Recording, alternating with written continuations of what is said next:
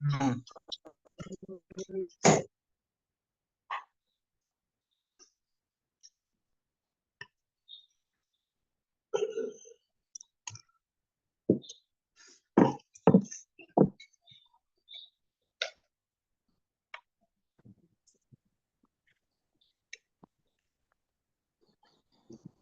Students.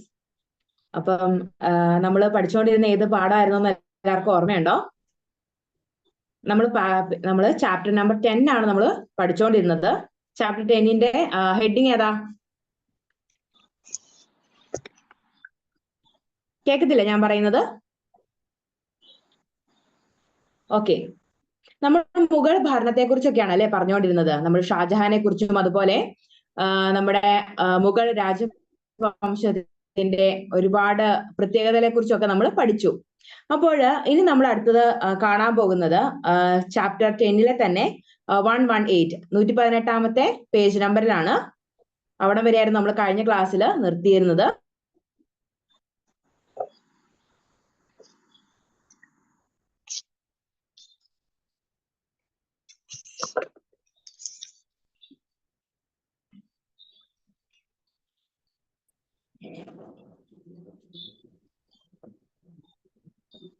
Okay, ശിവാജിയുടെ ഭരണ പരിഷ്കാരങ്ങളും ആക്രമണങ്ങളും എഴുതുക.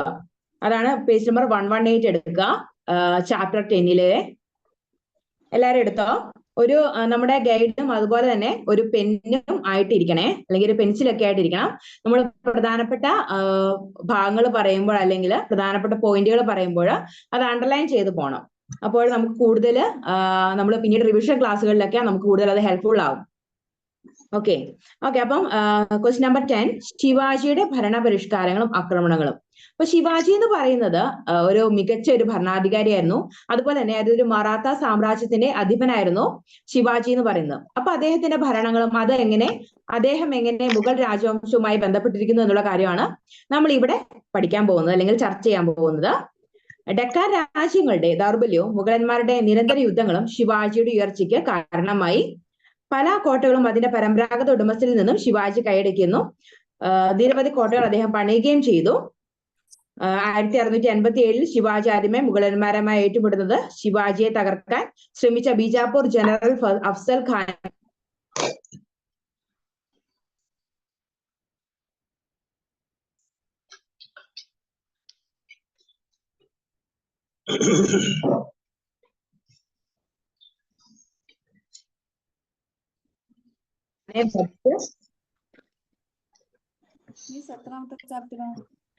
നമ്പർ 118.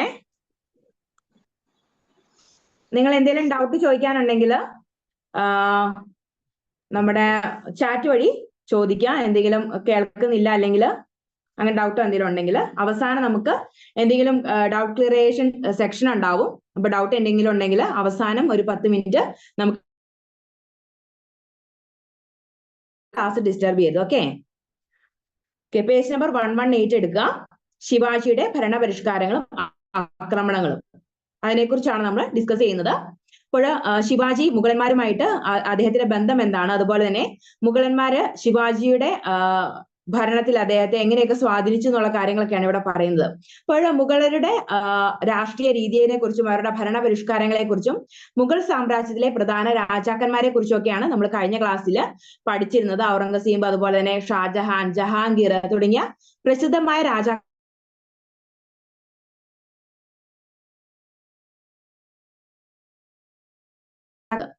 ഡക്കാൻ രാജ്യങ്ങളുടെ ദൗർബല്യവും മുഗളന്മാരുടെ നിരന്തര യുദ്ധങ്ങളും ശിവാജിയുടെ ഉയർച്ചയ്ക്ക് സഹായകമായിട്ടുണ്ട്. പല കോട്ടകളും അതിന്റെ പരമ്പരാഗത ഉടമസ്ഥരിൽ നിന്നും മിസ് ഏത് ചാപ്റ്റർ എടുക്കുന്നേ?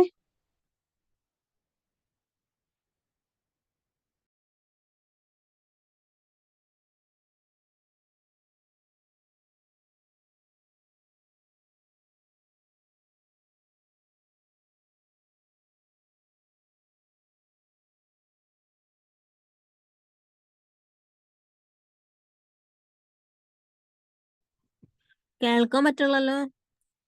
ഒന്നും കേൾക്കാൻ പറ്റുന്നില്ല മിസ്സേ. ഇപ്പൊ കേൾക്കുന്നുണ്ട്, പക്ഷെ അത് മുമ്പ് കേൾക്കുന്നുണ്ടായിരുന്നില്ല. അപ്പൊ നമ്മൾ അതിന്റെ ടെക്സ്റ്റിനകത്ത് ആ ടെസ്റ്റിലെ പേജ് ഒന്ന് പറയാമോ? നമ്മുടെ നമ്മളിപ്പോ പഠിക്കുന്ന ചാപ്റ്റർ 10 ആണ്, പേജ് നമ്പർ 118, ഗൈഡിലെ 118. 118 എന്ന് Okay. പറയുന്നത് it is in the dictionary, അല്ല സോറി, ഗൈഡ്. മറ്റേ ഗൈഡ് ടെസ്റ്റിലെ എന്ന് പറയാമോ? ടെക്സ്റ്റ് ആണ് നമ്മുടെ ഗൈഡ് എന്ന് പറയുന്നത്. നിങ്ങളുടെ ടെക്സ്റ്റ് ആണ് ഹിസ്റ്ററി NIOSന്റെ ടെക്സ്റ്റിന്റെ കാര്യമാണ് ഞാൻ പറയുന്നത്. പേജ് നമ്പർ 118 ഒന്ന് എടുത്തു നോക്കുക. ഓക്കെ, അപ്പോൾ നമ്മൾ ശിവാജിനെ കുറിച്ചാണ് പറഞ്ഞത്.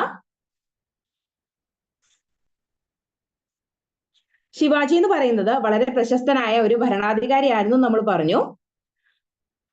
ശിവാജിയുടെ മുന്നേറ്റം, അതായത് ശിവാജി തന്റെ യുദ്ധങ്ങളിൽ മുന്നേറി വന്നപ്പോൾ അദ്ദേഹത്തിനെ തടയാനായിട്ട് മുഗൾ ചക്രവർത്തിമാര് ഒരുപാട് ആഗ്രഹിച്ചിരുന്നു. കാരണം തങ്ങൾക്ക് ഒരു എതിരാളിയായിട്ട് ശിവാജി വളർന്നു വരുന്നത് മുഗളന്മാര് കണ്ടിരുന്നു. അതുപോലെ തന്നെ ശിവാജി എന്ന് പറയുന്ന ഒരു മറാത്ത സാമ്രാജ്യത്തിന്റെ അധിപനായിരുന്നു. അപ്പോൾ അദ്ദേഹത്തെ കുറിച്ചാണ് നമ്മളിവിടെ പറഞ്ഞത്. അതുപോലെ ശിവാജി എന്ന് പറയുന്ന മുഗളന്മാരെ അവരുമായിട്ട് യുദ്ധത്തിൽ ഏർപ്പെടാനായിട്ട് നിരന്തരം ശ്രമിച്ചിരുന്ന ഒരു വ്യക്തിയും കൂടിയായിരുന്നു. ഔറംഗസീബ് ശിവാജിയെ വകവരുത്താൻ ഡെക്കാൻ വൈസ്രോയായ ഷെയ്ഖ് ഖാനെ നിയോഗിച്ചു. അതൊന്ന് അടയാളപ്പെടുത്തി വെക്കുക.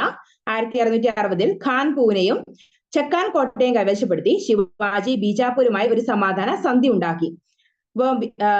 അതൊന്ന് അടയാളപ്പെടുത്തി വെക്കുക. ശിവാജി ബീജാപൂരുമായി ഒരു സമാധാന സന്ധി ഉണ്ടാക്കി. ഇത് മുഗളരെ നേരിടാൻ അദ്ദേഹത്തിന് ഒരു അവസരം നൽകി.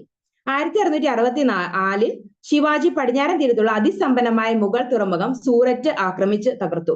അപ്പോൾ മുഗളന്മാരെ ശിവാജിയുടെ ഒരു പ്രധാന എതിരാളിയാക്കില്ല, അല്ലെങ്കിൽ മുഗളന്മാർക്ക് ശിവാജിയോട് ഒരു കടുത്ത വിരോധം തോന്നി തുടങ്ങിയത് അതായത് ശിവാജി സൂറത്ത് എന്ന് പറയുന്ന വളരെ സമ്പന്നമായ ഒരു മുഗൾ സാമ്രാജ്യം അല്ലെങ്കിൽ മുഗൾ പ്രദേശം ആക്രമിച്ചത് കൊണ്ടാണ്. അപ്പൊ അതൊന്ന് ഓർത്തു വെക്കാം. ശിവാജിയോട് മുഗളന്മാർക്ക് എന്തുകൊണ്ടാണ് ശത്രുത തോന്നിയത് എന്നുള്ള കാര്യം. ഏതാണ്ട് 1 കോടി രൂപയൊക്കെ അടുത്തുള്ള സമ്പത്ത് അദ്ദേഹം കൊള്ളയടിക്കുകയും ചെയ്തു. അതായത് ആ കാലഘട്ടത്തിലാണ് 1 കോടിയോളം രൂപ ശിവാജി മുഗളന്മാരുടെ സാമ്രാജ്യങ്ങൾ അതിക്രമിച്ച് കൈയടക്കിയത്. അപ്പൊ അതും ശിവാജിക്കെതിരെ മുഗളന്മാരുടെ ശബ്ദമുയർത്താനും അവരെ ശിവാജിനെ വകവരുത്താനുമായിട്ട് അവർക്കൊരു പ്രചോദനമായിരുന്നു. ഇനി ശിവാജിയുടെ കീഴിലെ ഭരണ സംവിധാനം എങ്ങനെയായിരുന്നു എന്നാണ് ഇവിടെ പറയുന്നത്. ഭരണത്തലവൻ ശിവാജി തന്നെയായിരുന്നു. അതായത് എല്ലാ രാജാക്കന്മാരും ഒരു ഭരണ സംവിധാനം നിലനിർത്തിയിരുന്നു. അവർക്ക് മന്ത്രിമാരും അതുപോലെ തന്നെ വളരെ മികച്ച ഭരണസമിതിയും ഒക്കെ ഉണ്ടായിരുന്നു. അതായത് ധനകാര്യമന്ത്രി, അതുപോലെ അവരുടെ സൈനിക തലവന്മാര്, അങ്ങനെയുള്ള ഒരുപാട് രാജാക്കന്മാർക്ക് ഒരുപാട് ഭൃത്യരും അതുപോലെ തന്നെ മന്ത്രിമാരും ഉണ്ടായിരുന്നു. പക്ഷെ ഇതിന്റെ എല്ലാം കേന്ദ്രസ്ഥാനം എന്ന് പറയുന്നത് രാജാക്കന്മാർ തന്നെയായിരുന്നു. അപ്പൊ അതൊന്ന് അടയാളപ്പെടുത്തി വെക്കണം. ശിവാജിയും അദ്ദേഹത്തിന്റെ കേന്ദ്ര ഭരണത്തിലെ അദ്ദേഹം തന്നെയായിരുന്നു അതിന്റെ നേതൃസ്ഥാനത്തിൽ നിലനിന്നിരുന്നത്. അപ്പൊ ശിവാജിയുടെ വാക്കായിരുന്നു ഭരണ സംവിധാനത്തിൽ അവസാനത്തെ വാക്ക്. അതുകൂടാതെ അദ്ദേഹത്തെ സഹായിക്കാൻ ഒരു 8 അംഗ മന്ത്രിസഭ ഉണ്ടായിരുന്നു. ശിവാജി തന്റെ രാജ്യത്തെ പ്രവിശ്യകളായിട്ട് വിഭജിച്ചിരുന്നു. ഓരോ പ്രവിശ്യയും ഓരോ ഗവർണറുടെ കീഴിലായിരുന്നു. പ്രവിശ്യകളെ പർഗാനകളായും തരാഫകളായും വിഭജിച്ചിരുന്നു. അപ്പോൾ നമ്മുടെ ഇന്നത്തെ ഒരു സൊസൈറ്റിയിൽ പോലും നമ്മുടെ രാജ്യത്തെയൊക്കെ പല രീതിയിലാണല്ലേ വിഭജിച്ചിരിക്കുന്നത്. അതായത് നമ്മുടെ പ്രധാനമന്ത്രിക്കോ അല്ലെങ്കിൽ നമ്മുടെ രാഷ്ട്രപതിക്കോ നമ്മുടെ ഇന്ത്യ എന്ന രാജ്യത്തെ എല്ലാ പ്രദേശങ്ങളിലും ഒന്നിച്ച് അവർക്ക് ഭരണം നേരിട്ട് നടത്താൻ സാധിക്കില്ല. അതുകൊണ്ട് ഓരോ പ്രദേശങ്ങളായിട്ടാണ് ഓരോ സ്ഥലങ്ങളെയും തിരിച്ചിട്ട് അവിടെ ഒരു ഭരണാധികാരിനെ വെച്ചിട്ട് അതിൽ നിന്നെല്ലാം സംയോജിപ്പിച്ചാണ് ഒരു ഭരണം, അല്ലെങ്കിൽ രാജ്യം എന്ന് പറയുന്ന ഒരു വലിയ ഭൂപ്രദേശത്തിലെ ഭരണം സുഗമമായിട്ട് കൊണ്ടുപോകുന്നത്. അതുപോലെ തന്നെ രാജാക്കന്മാരും അവരുടെ ഭൂപ്രദേശത്തിലെ പല ഭാഗങ്ങളായിട്ട് തിരിച്ചിരുന്നു. അപ്പൊ ശിവാജി അദ്ദേഹത്തിന്റെ ഭരണ പ്രവിശ്യകളെ എങ്ങനെയാണ് തിരിച്ചിരുന്നതാണ് ഇവിടെ പറയുന്നത്. അദ്ദേഹത്തിന്റെ പ്രദേശത്തെ അദ്ദേഹം പ്രവിശ്യകളായും പർഗാനകളായും തരാഫകളായും വിഭജിച്ചിരുന്നു. അതൊരു പ്രധാനപ്പെട്ട പോയിന്റ് ആണെന്ന് എഴുതി വെക്കണേ, അടയാളപ്പെടുത്തി വെക്കുക. ഏറ്റവും താഴത്തെ ഭരണഘടകം ഗ്രാമമായിരുന്നു. അതായത് ഇപ്പോഴും നമ്മുടെ ഏറ്റവും അടിത്തട്ടിലുള്ളത് ഗ്രാമങ്ങൾ തന്നെയാണ് അല്ലെ.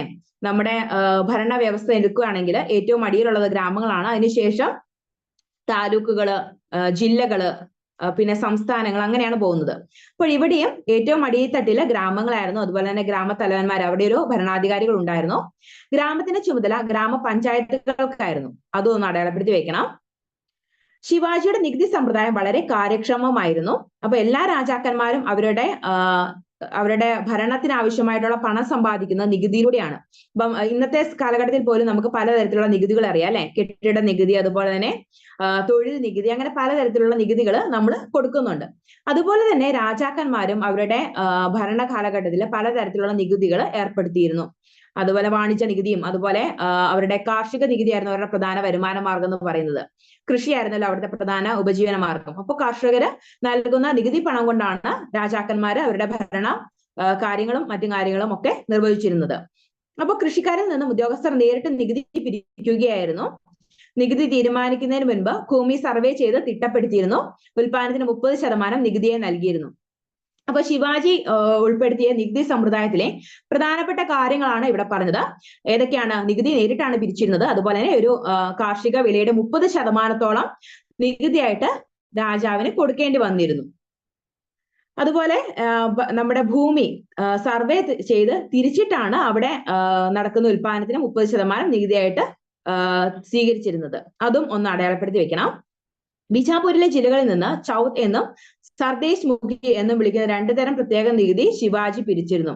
അപ്പൊ ശിവാജിയുടെ നികുതികളുടെ പേരുകളാണ് ഇവിടെ പറയുന്നത്. ഇപ്പൊ നമ്മൾ കെട്ടിട നികുതി, അതുപോലെ തന്നെ വാണിജ്യ നികുതി എന്നൊക്കെ പറയുന്ന പോലെ അന്നത്തെ കാലത്ത് ആ നികുതികൾക്ക് പറയുന്ന പേര് ചൗത്ത് എന്നും സർദേശി മുഖ്, ഈ 2 വാക്കുകളൊന്നും അടയാളപ്പെടുത്തി വെക്കുക എന്നുമായിരുന്നു. പിടിച്ചെടുക്കപ്പെട്ട ശത്രുരാജ്യങ്ങളിൽ നിന്ന് ഈടാക്കിയ നികുതിയായിരുന്നു സർദേശ് മുഖി. ശിവാജിയുടെ പ്രവർത്തനങ്ങളിൽ കോട്ടകൾക്ക് പ്രത്യേകം പ്രാധാന്യം ഉണ്ടായിരുന്നു. അതുകൊണ്ട് അവയുടെ സംരക്ഷണത്തിന് പ്രത്യേകം ശ്രദ്ധ നൽകിയിരുന്നു. 53-ാം വയസ്സിൽ ശിവാജി മരിച്ചു. അപ്പൊ ശിവാജിയുടെ നികുതി സമ്പ്രദായത്തിലും അദ്ദേഹം പിടിച്ചടക്കിയ പ്രദേശങ്ങൾ അവിടുത്തെ ഭരണാധികാരികൾക്ക് തന്നെ കൊടുത്തുകൊണ്ട് അവിടുത്തെ ഭരണാധികാരികളിൽ നിന്ന് ഒരു നിശ്ചിത തുക നികുതിയായിട്ട് ശിവാജി പിരിച്ചിരുന്നു. പല രാജാക്കന്മാരും അത്തരത്തിലുള്ള നികുതികൾ പിരിച്ചിട്ടുണ്ട്. കാരണം നേരിട്ട് കീഴടക്കിയ പ്രദേശങ്ങളിൽ ഭരണം നടത്താൻ സാധിക്കാത്തത് കൊണ്ട് ഒരു പ്രദേശം കീഴടക്കിയ ശേഷം ആ രാജാക്കന്മാരെ തന്നെ ആ പ്രദേശം ഏൽപ്പിച്ച് തങ്ങള് അതിന്റെ മേൽക്കോയ്മയായിട്ട് അതിൽ നിലനിന്ന് അവര് ഒരു നികുതി ആ കീഴടക്കിയ രാജാവിന് കൊടുക്കണമായിരുന്നു. അപ്പൊ അതിന് പറയുന്ന പേരാണ് സർദേശി മുഖി എന്ന് പറയുന്ന നികുതി. അതൊന്ന് ഓർത്ത് വെക്കാം. ഇനി അടുത്തത് 3-ാം പാനിപ്പത്ത് യുദ്ധത്തെ കുറിച്ച് വിവരിക്കാനാണ്. അപ്പൊ നമുക്കറിയാം ഏകദേശം 1-ാമത്തെ പാനിപ്പത്ത് യുദ്ധം നടന്നിട്ടുണ്ട്, 2-ാം പാനിപ്പത്ത് യുദ്ധം, അതിനുശേഷമാണ് 3-ാം പാനിപ്പത്ത് യുദ്ധം നടന്നത്. അപ്പം ഈ 3-ാം പാനിപ്പത്ത് യുദ്ധത്തിന്റെ ഒരു കാരണം എന്ന് പറയുന്നത് മറാഠികൾ അഫ്ഗാനിസ്ഥാൻകാരുടെ കീഴിലായിരുന്ന പഞ്ചാബ് കീഴടക്കിയതാണ്. അപ്പോൾ പഞ്ചാബ് കീഴടക്കിയതാണ് ഈ 3-ാം പാനിപ്പത്ത് യുദ്ധത്തിന് കാരണമായത്. അപ്പൊ അതിനെക്കുറിച്ചാണ് ഇവിടെ വിശദമായിട്ട് പറയുന്നത് പേജ് നമ്പർ 119. ശിവാജിയുടെ പിൻഗാമികൾ ശിവാജിയെ പോലെ കരുത്തരായിരുന്നില്ല. ഭരണാധികാരികളായിരുന്നപ്പോൾ പേർഷ്യന്മാർ അവരുടെ സ്വാധീനവും ശക്തിയും വർദ്ധിപ്പിച്ചിരുന്നു. 1713 ബാലാജി വിശ്വനാഥ് പേർഷ്യയായി നിയമിക്കപ്പെട്ടതോടുകൂടി മറാത്ത ചരിത്രം ഒരു പുതിയ വഴിക്ക് നീങ്ങി. അദ്ദേഹം കാലം തൊട്ട് പേർഷ്യ പദവി പരമ്പരാഗതമായി തീർന്നു. ബജിറാവു ഒന്നാമനെ തുടർന്ന് മകൻ ബലാജി ബജിറാവു പേർഷ്യയായി. ആക്രമണ നയം തുടർന്ന് അദ്ദേഹത്തിന്റെ കാലത്ത് മറാത്തികൾ അഫ്ഗാനിസ്ഥാൻകാരുടെ കീഴിലായിരുന്ന പഞ്ചാബ് കീഴടക്കി. അതൊന്ന് അടയാളപ്പെടുത്തി വെക്കണം. കാരണം 3-ാം യുദ്ധത്തിന് 3-ാം പാനിപ്പത്ത് യുദ്ധത്തിന്റെ പ്രധാന കാരണമാണ് ഈ പറഞ്ഞ ഒരു പാരഗ്രാഫ്. മറാഠികൾ അഫ്ഗാനിസ്ഥാനുടെ കീഴിലായിരുന്ന പഞ്ചാബ് കീഴടക്കിയത്. 3-ാം പാനിപ്പത്ത് യുദ്ധത്തിന് വഴിയൊരുക്കിയത് ഈ സംഭവമാണ്. മറാഠികളുടെ പഞ്ചാബ് ആക്രമണത്തിൽ പ്രകോപിതനായ അഫ്ഗാൻ അധികാരി അഹമ്മദ് ഷാ അബ്ദാലി, അദ്ദേഹത്തിന്റെ പേര് ഒന്ന് അടയാളപ്പെടുത്തി വയ്ക്കുക. കാരണം അദ്ദേഹം ഏത് ആളുമായിട്ടാണ് യുദ്ധത്തിൽ 3-ാം പാനിപ്പത്ത് യുദ്ധം നടന്നതെന്നൊന്ന് ചോദിച്ചു കഴിഞ്ഞാൽ ഈ അഹമ്മദ് ഷാ അബ്ദാലി എന്നുള്ള പേര് ഓർത്തു വെക്കണം. അഹമ്മദ് ഷാ അബ്ദാലി തന്റെ സൈന്യവുമായി പഞ്ചാബിലേക്ക് നീങ്ങി 1761 ചരിത്രപ്രസിദ്ധമായ പാനിപ്പത്തിൽ വെച്ച് അബ്ദാലിയും മറാഠികളും ഏറ്റുമുട്ടി. യുദ്ധം മറാഠികളുടെ കനത്ത തോൽവിയിലാണ് കലാശിച്ചത്. അപ്പോൾ 3-ാം പാനിപ്പത്ത് യുദ്ധത്തില് തോൽവി ഏറ്റുവാങ്ങിയത് മറാഠികളാണ്. അതുപോലെ തന്നെ മറാഠികൾ അഫ്ഗാനിസ്ഥാനുകളുടെ കീഴിലായിരുന്ന പഞ്ചാബ് കീഴടക്കിയതായിരുന്നു 3-ാം പാനിപ്പത്ത് യുദ്ധത്തിന്റെ കാരണമായിട്ട് പറയുന്നത്. ഈ 2 ഒരു പാരഗ്രാഫുകൾ അല്ലെങ്കിൽ ഈ 2 ആശയങ്ങൾ കൂടുതലായിട്ട് മനസ്സിലാക്കി വെക്കണം. ഇനി അടുത്തതെന്ന് പറയുന്നത് അപ്പൊ ശിവാജിനെ കുറിച്ച് ഒരു ക്വസ്റ്റ്യൻ ഒക്കെ വന്ന് കണ്ടിട്ടുണ്ട്. അപ്പൊ ശിവാജി എന്താണെന്നും അദ്ദേഹത്തിന്റെ ഭരണ സംവിധാനത്തെ കുറിച്ച് ഒന്ന് ഓർത്ത് വെക്കുക. പിന്നെ 3-ാം പാനിപ്പത്ത് യുദ്ധത്തിന്റെ കാലഘട്ടം 1761 അതൊന്ന് ഓർത്ത് വെക്കണം, അതൊന്ന് അടയാളപ്പെടുത്തി വെക്കണം. അതുകൂടാതെ അതിന്റെ കാരണം എന്താണെന്ന് ഒന്ന് ഓർത്ത് വെക്കണം. അപ്പൊ വൺ വേർഡ് ആയിട്ട് 3-ാം പാനിപ്പത്ത് യുദ്ധത്തിന്റെ ഒരു വർഷമൊക്കെ ചോദിച്ചിട്ടുണ്ട്. അതുകൂടാതെ 1-ാം പാനിപ്പത്ത് യുദ്ധവും 2-ാം പാനിപ്പത്ത് യുദ്ധത്തിന്റെയും വർഷങ്ങൾ ഒന്ന് ഓർത്ത് വെക്കണം. ഇനി ഔറംഗസീബിന്റെ രാജപുത്രരോടുള്ള സമീപനം മറ്റു മുഗൾ രാജഭരണാധികാരിയിൽ നിന്ന് വ്യത്യസ്തമായിരിക്കുന്നത് എന്തുകൊണ്ട്? അങ്ങനെ ഒരു ക്വസ്റ്റ്യൻ ആണ് ഇവിടെ ചോദിച്ചിരിക്കുന്നത്. ഔറംഗസീബ് എന്ന് പറയുന്നത് ഒരു മുഗൾ ഭരണാധികാരിയായിരുന്നു നമുക്കറിയാം അല്ലെ. ഷാജഹാന്റെ മകനായിരുന്നു ഔറംഗസീബ്. ഷാജഹാൻ തന്റെ മൂത്ത മകനെയാണ് അധികാരിയായിട്ട് നിയമിക്കാനായിട്ട് ഉദ്ദേശിച്ചിരുന്നത്. പക്ഷേ ഔറംഗസീബ് ഷാജഹാനെ തടവിലാക്കുകയും തന്റെ സഹോദരന്മാരെ വധിച്ചുകൊണ്ടുമാണ് അധികാര പദവിയിലേക്ക് എത്തപ്പെട്ടത്. അപ്പോൾ അദ്ദേഹം ഒരു ക്രൂരനായ രാജാവായിട്ടാണ് നമ്മുടെ ചരിത്രം കാണിച്ചു തരുന്നത്. തന്റെ സഹോദരന്മാരെ എല്ലാം ക്രൂരമായി വധിച്ചൊരു വ്യക്തിയായിട്ടാണ് ഔറംഗസീബ് ചിത്രീകരിക്കപ്പെട്ടിരിക്കുന്നത്. അപ്പോൾ ഔറംഗസീബിന്റെ കാലഘട്ടത്തില് രജപുത്രരും, അതായത് രജപുത്ര രാജാക്കന്മാരും മുഗളന്മാരും തമ്മിലുള്ള ഒരു ബന്ധം വഷളാവുകയാണ് ഉണ്ടായത്. പക്ഷെ ആദ്യ കാലഘട്ടത്തിൽ ഇപ്പൊ ജഹാംഗീറിന്റെ ഷാജഹാന്റെ ഒക്കെ കാലഘട്ടത്തിൽ നോക്കുകയാണെങ്കിൽ രജപുത്രർ എന്ന് പറയുന്ന പ്രശസ്തരായ അല്ലെങ്കിൽ വളരെ അധികാര സ്വാധീനമുള്ള ഒരു രാജവംശമായിരുന്നു രജപുത്രര്. അപ്പൊ അവരുമായിട്ട് സൗഹാർദ്ദം നിലനിർത്താനാണ് ഷാജഹാനും ജഹാംഗീറും ഒക്കെ ശ്രമിച്ചിരുന്നത്. അപ്പം അതുപോലെ തന്നെ രജപുത്രരുമായിട്ടുള്ള വിവാഹ ബന്ധങ്ങളൊക്കെ മുഗൾ രാജവംശത്തിലെ പലരും നടത്തിയിരുന്നു.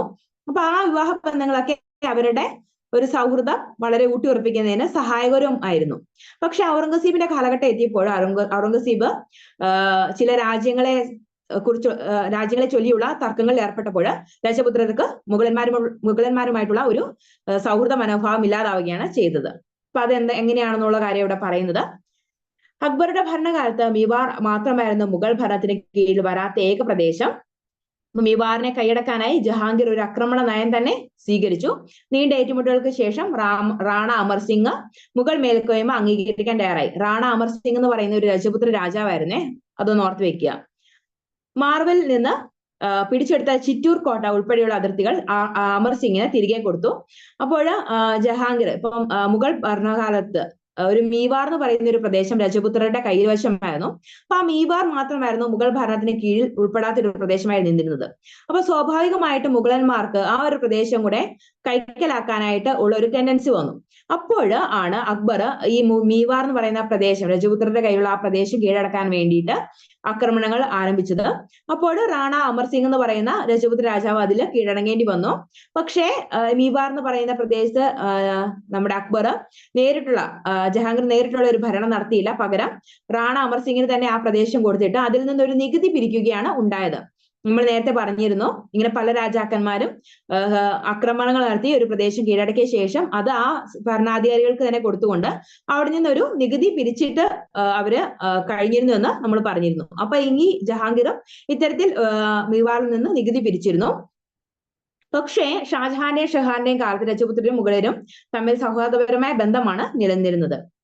ഔറംഗസീബിന്റെ കാലഘട്ടമായപ്പോഴേക്കും അവർ തമ്മിലുള്ള ഒരു ബന്ധം വഷളായി. കാരണം മർവാറിന്റെ കിരീടാവകാശത്തെ ചൊല്ലിയുള്ളതായിരുന്നു പ്രധാന പ്രശ്നം. കാരണം ജഹാംഗീർ ഒരു കീഴടക്കിയ പ്രദേശമായിരുന്നു മീവാർ എന്ന് പറയുന്നത്. അപ്പോൾ ആ പ്രദേശം തിരിച്ചു കിട്ടണമെന്നുള്ള ഒരു പ്രക്ഷോഭമൊക്കെ ഔറംഗസീബ് നടത്തിയിരുന്നു, അല്ലെങ്കിൽ തർക്കമൊക്കെ ഔറംഗസീബിന്റെ ഭാഗത്തു നിന്നുണ്ടായിരുന്നു.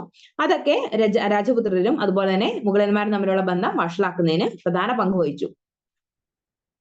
പിന്തുടർച്ചാവകാശ പ്രശ്നത്തിൽ ഔറംഗസീബിന്റെ ഇടപെടലും മറ്റൊരു രാജപുത്രരുടെ ശത്രുതയ്ക്ക് വഴിതെളിച്ചു.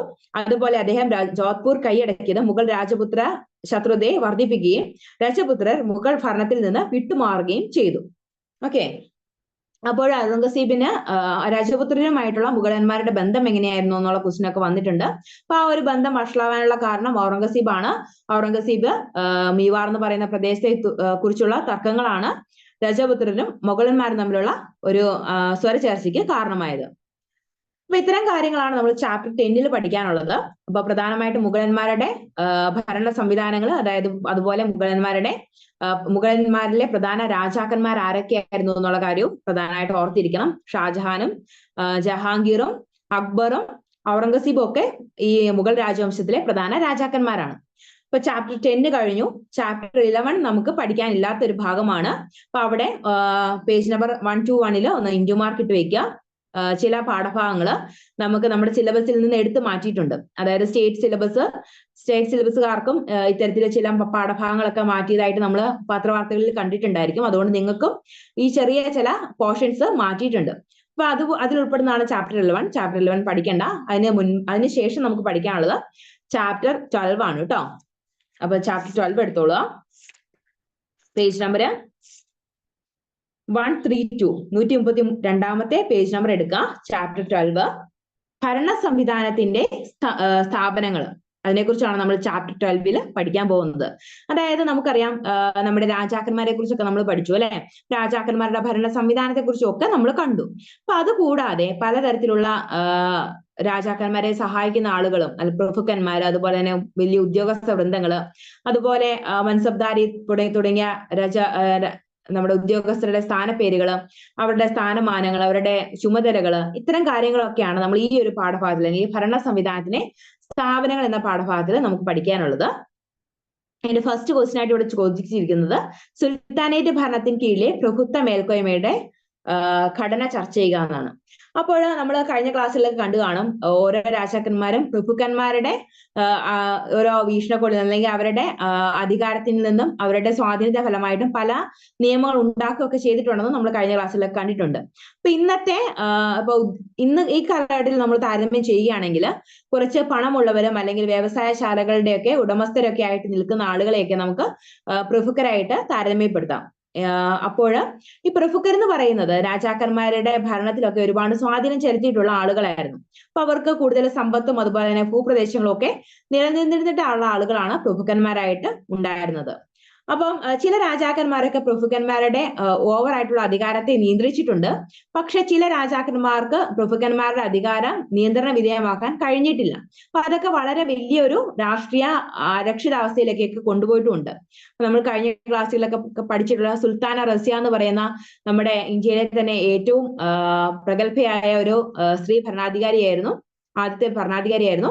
അപ്പൊ സുൽത്താന റസിയയുടെ ഒക്കെ ആ കാലഘട്ടത്തില് പ്രഭുക്കന്മാരുടെ മേൽക്കോയ്മ വളരെയധികം കൂടുകയും സുൽത്താൻ റസിയയ്ക്ക് പ്രഭുക്കന്മാരുടെ ഭാഗത്ത് നിന്നുള്ള ഒരുപാട് പ്രശ്നങ്ങൾ നേരിടേണ്ടി വരികയൊക്കെ ചെയ്തിട്ടുണ്ട്. അപ്പൊ ഈ പ്രഭുക്കന്മാരുടെയൊക്കെ അധികാരമൊക്കെ രാജാക്കന്മാരെ എങ്ങനെ ബാധിച്ചു എന്നുള്ള കാര്യങ്ങൾ ഇവിടെ പറയുന്നുണ്ട്. ഡൽഹി സുൽത്താനേറ്റ് ഭരണകാലത്ത് രാജാവ് കഴിഞ്ഞാൽ അടുത്ത പ്രമുഖ സ്ഥാനം കൽപ്പിച്ചിരുന്നത് പ്രഭുക്കന്മാർക്കായിരുന്നു. അധികാരത്തിലിരുന്ന രാജാക്കന്മാരെ സഹായിച്ചിരുന്ന പ്രഭുക്കന്മാർ ചിലപ്പോൾ അധികാരം പിടിച്ചെടുക്കുകയും അശക്തരായ രാജാക്കന്മാരുടെ കാലത്ത് പുതിയ രാഷ്ട്രങ്ങൾ സ്ഥാപിക്കുകയും ചെയ്തിരുന്നു. അപ്പോൾ പ്രഭുക്കന്മാരെന്ന് പറയുന്നത് ആളുകള് രാജാക്കന്മാർക്ക് ശേഷം വളരെ വലിയ സ്ഥാനം കൈവരിച്ചിരുന്ന ആളുകളാണെന്ന് നമ്മൾ കണ്ടു. അതുകൂടാതെ അശക്തരായ രാജാക്കന്മാർ, ഇപ്പം വളരെ ശക്തരായ രാജാക്കന്മാരില്ലെങ്കിൽ ഈ പ്രഭുക്കന്മാര് രാജാക്കന്മാരെ വധിക്കുക അല്ലെങ്കിൽ രാജാക്കന്മാരുടെ അധികാരം തട്ടിയെടുത്ത് രാജാക്കന്മാരായിട്ട് നിലയുറപ്പിക്കുകയും ചെയ്തിരുന്നു. ആ കാര്യങ്ങളും ഒന്ന് ഓർത്തു വെക്കുക. അപ്പം പല രാജാക്കന്മാരുടെയും കാര്യങ്ങൾ നമ്മൾ പറയുമ്പോൾ ഷേർഷയുടെ ഒക്കെ കാര്യം പറഞ്ഞപ്പോൾ ഷേർഷയുടെ പിൻഗാമികൾ ശക്തരായിരുന്നില്ല എന്ന് നമ്മൾ പറഞ്ഞു അല്ലെ. അപ്പൊ അങ്ങനെ ശക്തരല്ലാത്ത പിൻഗാമികൾ ഉള്ളപ്പോൾ ഈ പ്രഭുക്കന്മാരും അല്ലെങ്കിൽ മറ്റ് രാജാക്കന്മാരും ഒക്കെ ഇവരെ അധീനതപ്പെടുത്തി അല്ലെങ്കിൽ കീഴടക്കി ആ രാജ്യത്തിന്റെ അധികാരം കൈക്കലാക്കും. അപ്പൊ അതൊന്ന് ഓർത്തു വെക്കണം. ഒരു പ്രഭു തുടക്കത്തിൽ ജീവിതം ആരംഭിക്കുന്നത് ഒരു അടിമയായിട്ടായിരിക്കും. രാജാവിന്റെ മറ്റൊരു പ്രഭുവിന്റെയോ അടിമയായി ജീവിതം തുടങ്ങുന്ന ഇവർ പടിപടിയായി ഉയർന്ന അമീർ എന്ന ഉന്നത പദവിയിൽ എത്തുകയും ചെയ്യുന്നു. ഈ പദവിക്ക് ശേഷം മാലിക് എന്ന പദവിയും അതിനുശേഷം ഏറ്റവും വലിയ പദവിയായ ഖാൻ എന്ന പദവിയും ലഭിക്കുന്നു. അപ്പൊ ഈ ഒരു കാര്യം ഒന്ന് ഓർത്ത് വെക്കുക. നമ്മുടെ പ്രഭുക്കന്മാര് അവരുടെ ജീവിതം ആരംഭിക്കുന്ന അടിമകളായിട്ടായിരിക്കും. ഏതെങ്കിലും ഒരു പ്രഭുക്കന്മാരുടെ അടിമകളായിട്ട് ജീവിതം ആരംഭിച്ച് അവർ പടിപ്പടിയായിട്ട് ഉയർന്ന പല സ്ഥാനങ്ങൾ ലഭിച്ചതിന് ശേഷമാണ് അവസാനം പ്രഭുവായിട്ട് നിലകൊള്ളുക. അപ്പൊ നമ്മള് അടിമ വംശത്തെ കുറിച്ചൊക്കെ പറഞ്ഞിരുന്നു സുൽത്താനേറ്റ് കാലഘട്ടത്തിലെ അല്ലെ. അപ്പം സുൽത്താനേറ്റ് കാലഘട്ടത്തിൽ അല്ലെങ്കിൽ ഡൽഹിയിൽ സുൽത്താനേറ്റിന്റെ സ്ഥാപകൻ എന്ന് പറയുന്ന അടിമ വംശ രാജാക്കന്മാരാണെന്ന് നമ്മൾ പറഞ്ഞു. ഈ അടിമ വംശം എന്ന പേര് ലഭിച്ചത് തന്നെ അടിമയായിരുന്ന ഒരു വ്യക്തിയിൽ നിന്നാണ്. അദ്ദേഹം പടിപടിയായിട്ട് ഉയർന്നിട്ടാണ് ഒരു രാജാവായിട്ട് സ്ഥാനം കയറ്റം ലഭിച്ചാണ് അടിമ രാജവംശം സ്ഥാപിച്ചത്. അപ്പോൾ അതൊക്കെ ഈ ഡൽഹി സുൽത്താനയിലെ അടിമ വംശമൊക്കെ ഈ അടിമയിൽ നിന്ന് ഉയർന്നു വന്ന പ്രഭുവിന്റെ അധികാരത്തിന്റെ ഒരു ഉദാഹരണമായിട്ട് നമുക്ക് ചൂണ്ടിക്കാണിക്കാൻ സാധിക്കുന്ന ഒന്നാണ്. അപ്പോൾ അദ്ദേഹത്തിന്റെ പ്രധാന സ്ഥാനപ്പേരുകൾ ഒന്ന് ഓർത്ത് വയ്ക്കുക. അമീർ, അതിനുശേഷം മാലിക്, അതിനുശേഷമാണ് ഖാൻ എന്ന പദവി ലഭിക്കുന്നത്. അമീർ എന്ന പദവിയിൽ എത്തുന്നതിന് മുൻപുള്ള സൈനിക പദവികളായിരുന്നു സിബ്ഹ, സലാറും സർ ഖേലും. ഇത്തരം പദവികൾ നൽകുന്നതിൽ ലിഖിത നിയമങ്ങളൊന്നും നിലവിലുണ്ടായിരുന്നില്ല. അശക്തരായ ഭരണാധികാരികളുടെ കാലത്ത് പ്രഭുക്കന്മാർ കൂടുതൽ ശക്തരായി മാറി. പ്രഭുക്കന്മാരുടെ അധികാര അവകാശങ്ങൾ കുറിക്കുന്നതിന് ബാൽബൻ ആത്മാർത്ഥമായ ഒരു പരിശ്രമം നടത്തിയിരുന്നു. അപ്പോൾ നമ്മൾ പറഞ്ഞു ചില രാജാക്കന്മാരൊക്കെ പ്രഭുക്കന്മാരുടെ അധികാരം കുറയ്ക്കാൻ വേണ്ടി അല്ലെങ്കിൽ അവരെ തന്റെ തന്നോളം ഉയരാതിരിക്കാൻ വേണ്ടിയിട്ട് ചില മാർഗനിർദ്ദേശങ്ങളൊക്കെ സ്വീകരിച്ചിരുന്നു. അപ്പൊ ബാൽബൻ എന്ന് പറയുന്ന ഭരണാധികാരിയും ഇത്തരത്തിൽ പ്രഭുക്കന്മാരുടെ അധികാര കയ്യേറ്റം നിരോധിച്ചിരുന്ന ഒരു വ്യക്തിയായിരുന്നു. അലാവുദ്ദീൻ ഖിൽജിയും മുഹമ്മദ് ബിൻ തുഗ്ലക്കും മധുരകർണ കൈക്കടത്തലുകളെ എതിർത്തിരുന്നു. വിവിധ വിഭാഗത്തിൽപ്പെട്ടവരായിരുന്നു സുൽത്താൻ ഭരണത്തിലെ പ്രഭുക്കന്മാർ. തുർക്കികൾ, അറബികൾ, അഫ്ഗാൻ വംശജർ, പേർഷ്യക്കാർ, ഈജിപ്തുകാർ, മുഗളന്മാർ, ഇന്ത്യക്കാർ എന്നിവരെല്ലാം ഈ വിഭാഗത്തിൽപ്പെട്ടിരുന്നു. സുൽത്താനേറ്റ് കാലത്ത് പ്രഭുക്കന്മാർ ഭരണരംഗത്ത് വലിയ പങ്കുവഹിക്കുകയും സൈനിക തലവന്മാരാവുകയും ഭരണാധികാരികളാവുകയും രാജാവിനെ തിരഞ്ഞെടുക്കുന്ന ശക്തികളായും നിലകൊണ്ടു. അപ്പോൾ പ്രഭുക്കന്മാര് ഏതെങ്കിലും പ്രഭുക്കന്മാരുടെ അടിമകളായിട്ടാണ് ജീവിതം ആരംഭിക്കുന്നത്. അതിനുശേഷം പടിപടിയായിട്ട് പല പല സ്ഥാനപ്പേരുകളിലൂടെയാണ് അവര് പ്രഭുക്കന്മാരായിട്ട് ഉയരുന്നത് നമ്മൾ കണ്ടു. അതുപോലെ തന്നെ അശക്തരായ രാജാക്കന്മാരുടെ പദവി തട്ടിയെടുക്കാനായിട്ട് പ്രഭുക്കന്മാർക്ക് സാധിച്ചിരുന്നു. അതുകൂടാതെ പ്രഭുക്കന്മാർക്ക് ഒരുപാട് അധികാര ശ്രേണികളും അധികാര അവകാശങ്ങളും ഒക്കെ നൽകപ്പെട്ടിരുന്നു. ചില രാജാക്കന്മാര് നമ്മുടെ പ്രഭുക്കന്മാരുടെ അധികാരം നിയന്ത്രണ വിധേയമാക്കിയിരുന്നു. അതിലൊന്നാണ് ബാൽബൻ. അതുപോലെ തന്നെ തുഗ്ലക് രാജവംശത്തിലെ മുഹമ്മദ് ബിൻ തുഗ്ലക്കും അലാവുദ്ദീൻ ഖിൽജിയും ഒക്കെ പ്രഭുക്കന്മാരുടെ അധികാര കൈകടത്തലുകളെയൊക്കെ വളരെയധികം നിയന്ത്രിച്ചിരുന്ന വ്യക്തികളായിരുന്നു. പക്ഷേ ഡൽഹി സുൽത്താനേറ്റിന്റെ ഭരണത്തിന്റെ എല്ലാ മേഖലകളിലും തങ്ങളുടെ ആധിപത്യം സ്ഥാപിക്കാൻ ഒരുങ്ങുകയും ചെയ്തു. അതൊന്ന് ഓർത്ത് വെക്കണം. ഓക്കെ, ഇനി അടുത്ത ക്വസ്റ്റ്യൻ എന്ന് പറയുന്നത് ഡൽഹി സുൽത്താനേറ്റിന്റെ കാലത്തെ വിസാറത്തിന്റെ പ്രവർത്തനം സൂചിപ്പിക്കുക എന്നുള്ളതാണ്. അപ്പൊ വിസാറത്ത് എന്ന് പറയുന്നത് വാസിർ എന്നൊക്കെ പറയുന്ന ഒരു ഉദ്യോഗസ്ഥന്റെ പേരിനെയാണ് നമ്മൾ സൂചിപ്പിക്കുക. ഇപ്പം ഗവർണർ എന്നൊക്കെ പറയുന്നത് പോലെയാണ് ആ കാലഘട്ടത്തിൽ വാസിർ എന്ന് പറയുന്നത്. അപ്പൊ ഭരണ വ്യവസ്ഥയിലെ മുഖ്യ വ്യക്തിയായിരുന്നു വാസിർ എന്ന് പറയുന്നത്. അതൊന്ന് അടയാളപ്പെടുത്തി വെക്കുക. സൈനിക നേതാക്കന്മാരെയായിരുന്നു വാസിർ ആയിട്ട് നിയമിച്ചിരുന്നത്. അതൊന്ന് അടയാളപ്പെടുത്തി വെക്കുക. നല്ല അറിവും അനുഭവ സമ്പത്തുള്ള ആളുകളെയാണ് വസീറായിട്ട് നിയമിക്കുക എന്നുള്ള കാര്യം ഓർത്ത് വെക്കുക. അതുപോലെ തന്നെ സൈനിക നേതാക്കന്മാരായിരുന്നു വസീർ എന്ന് അറിയപ്പെട്ടിരുന്നത്. 14-ാം നൂറ്റാണ്ടിൽ വസീർമാർ റവന്യൂ വിദഗ്ധരായിട്ടാണ് കണക്കാക്കപ്പെട്ടത്. വരവ് ചെലവ് വകുപ്പിന്റെ അധ്യക്ഷനായിരുന്നു അദ്ദേഹം. റവന്യൂ വിദഗ്ധന്മാര് വസീർ എന്ന് അറിയപ്പെട്ടിരുന്നു. വളരെയധികം ആദരിക്കപ്പെട്ട ഒരു വ്യക്തിയായിരുന്നു മുഹമ്മദ് ബിൻ തുഗ്ലക്കിന്റെ വസീറായിരുന്ന ഖ്വാൻ ജഹാൻ. ഖ്വാൻ ജഹാൻ എന്ന് പറയുന്ന പേരൊന്ന് അടയാളപ്പെടുത്തിക്കും. അപ്പൊ വസീർ എന്ന് പറയുന്ന ഒരു ക്വസ്റ്റ്യൻ ഒക്കെ ചോദിച്ചു കഴിഞ്ഞാൽ, അല്ലെങ്കിൽ ഡൽഹി സുൽത്താനേറ്റിന്റെ കാലത്തെ വിസാരത്തിന്റെ പ്രവർത്തനം സൂചിപ്പിക്കുക എന്ന് പറയുന്ന ഒരു ക്വസ്റ്റ്യൻ ഒക്കെ ചോദിച്ചു കഴിഞ്ഞാൽ ഈ പേരുകൾ ഓർത്ത് വെച്ച് കഴിഞ്ഞാൽ നമുക്ക് കൂടുതൽ മാർക്ക് സ്കോർ ചെയ്യാനായിട്ട് നമ്മളെ സഹായിക്കും.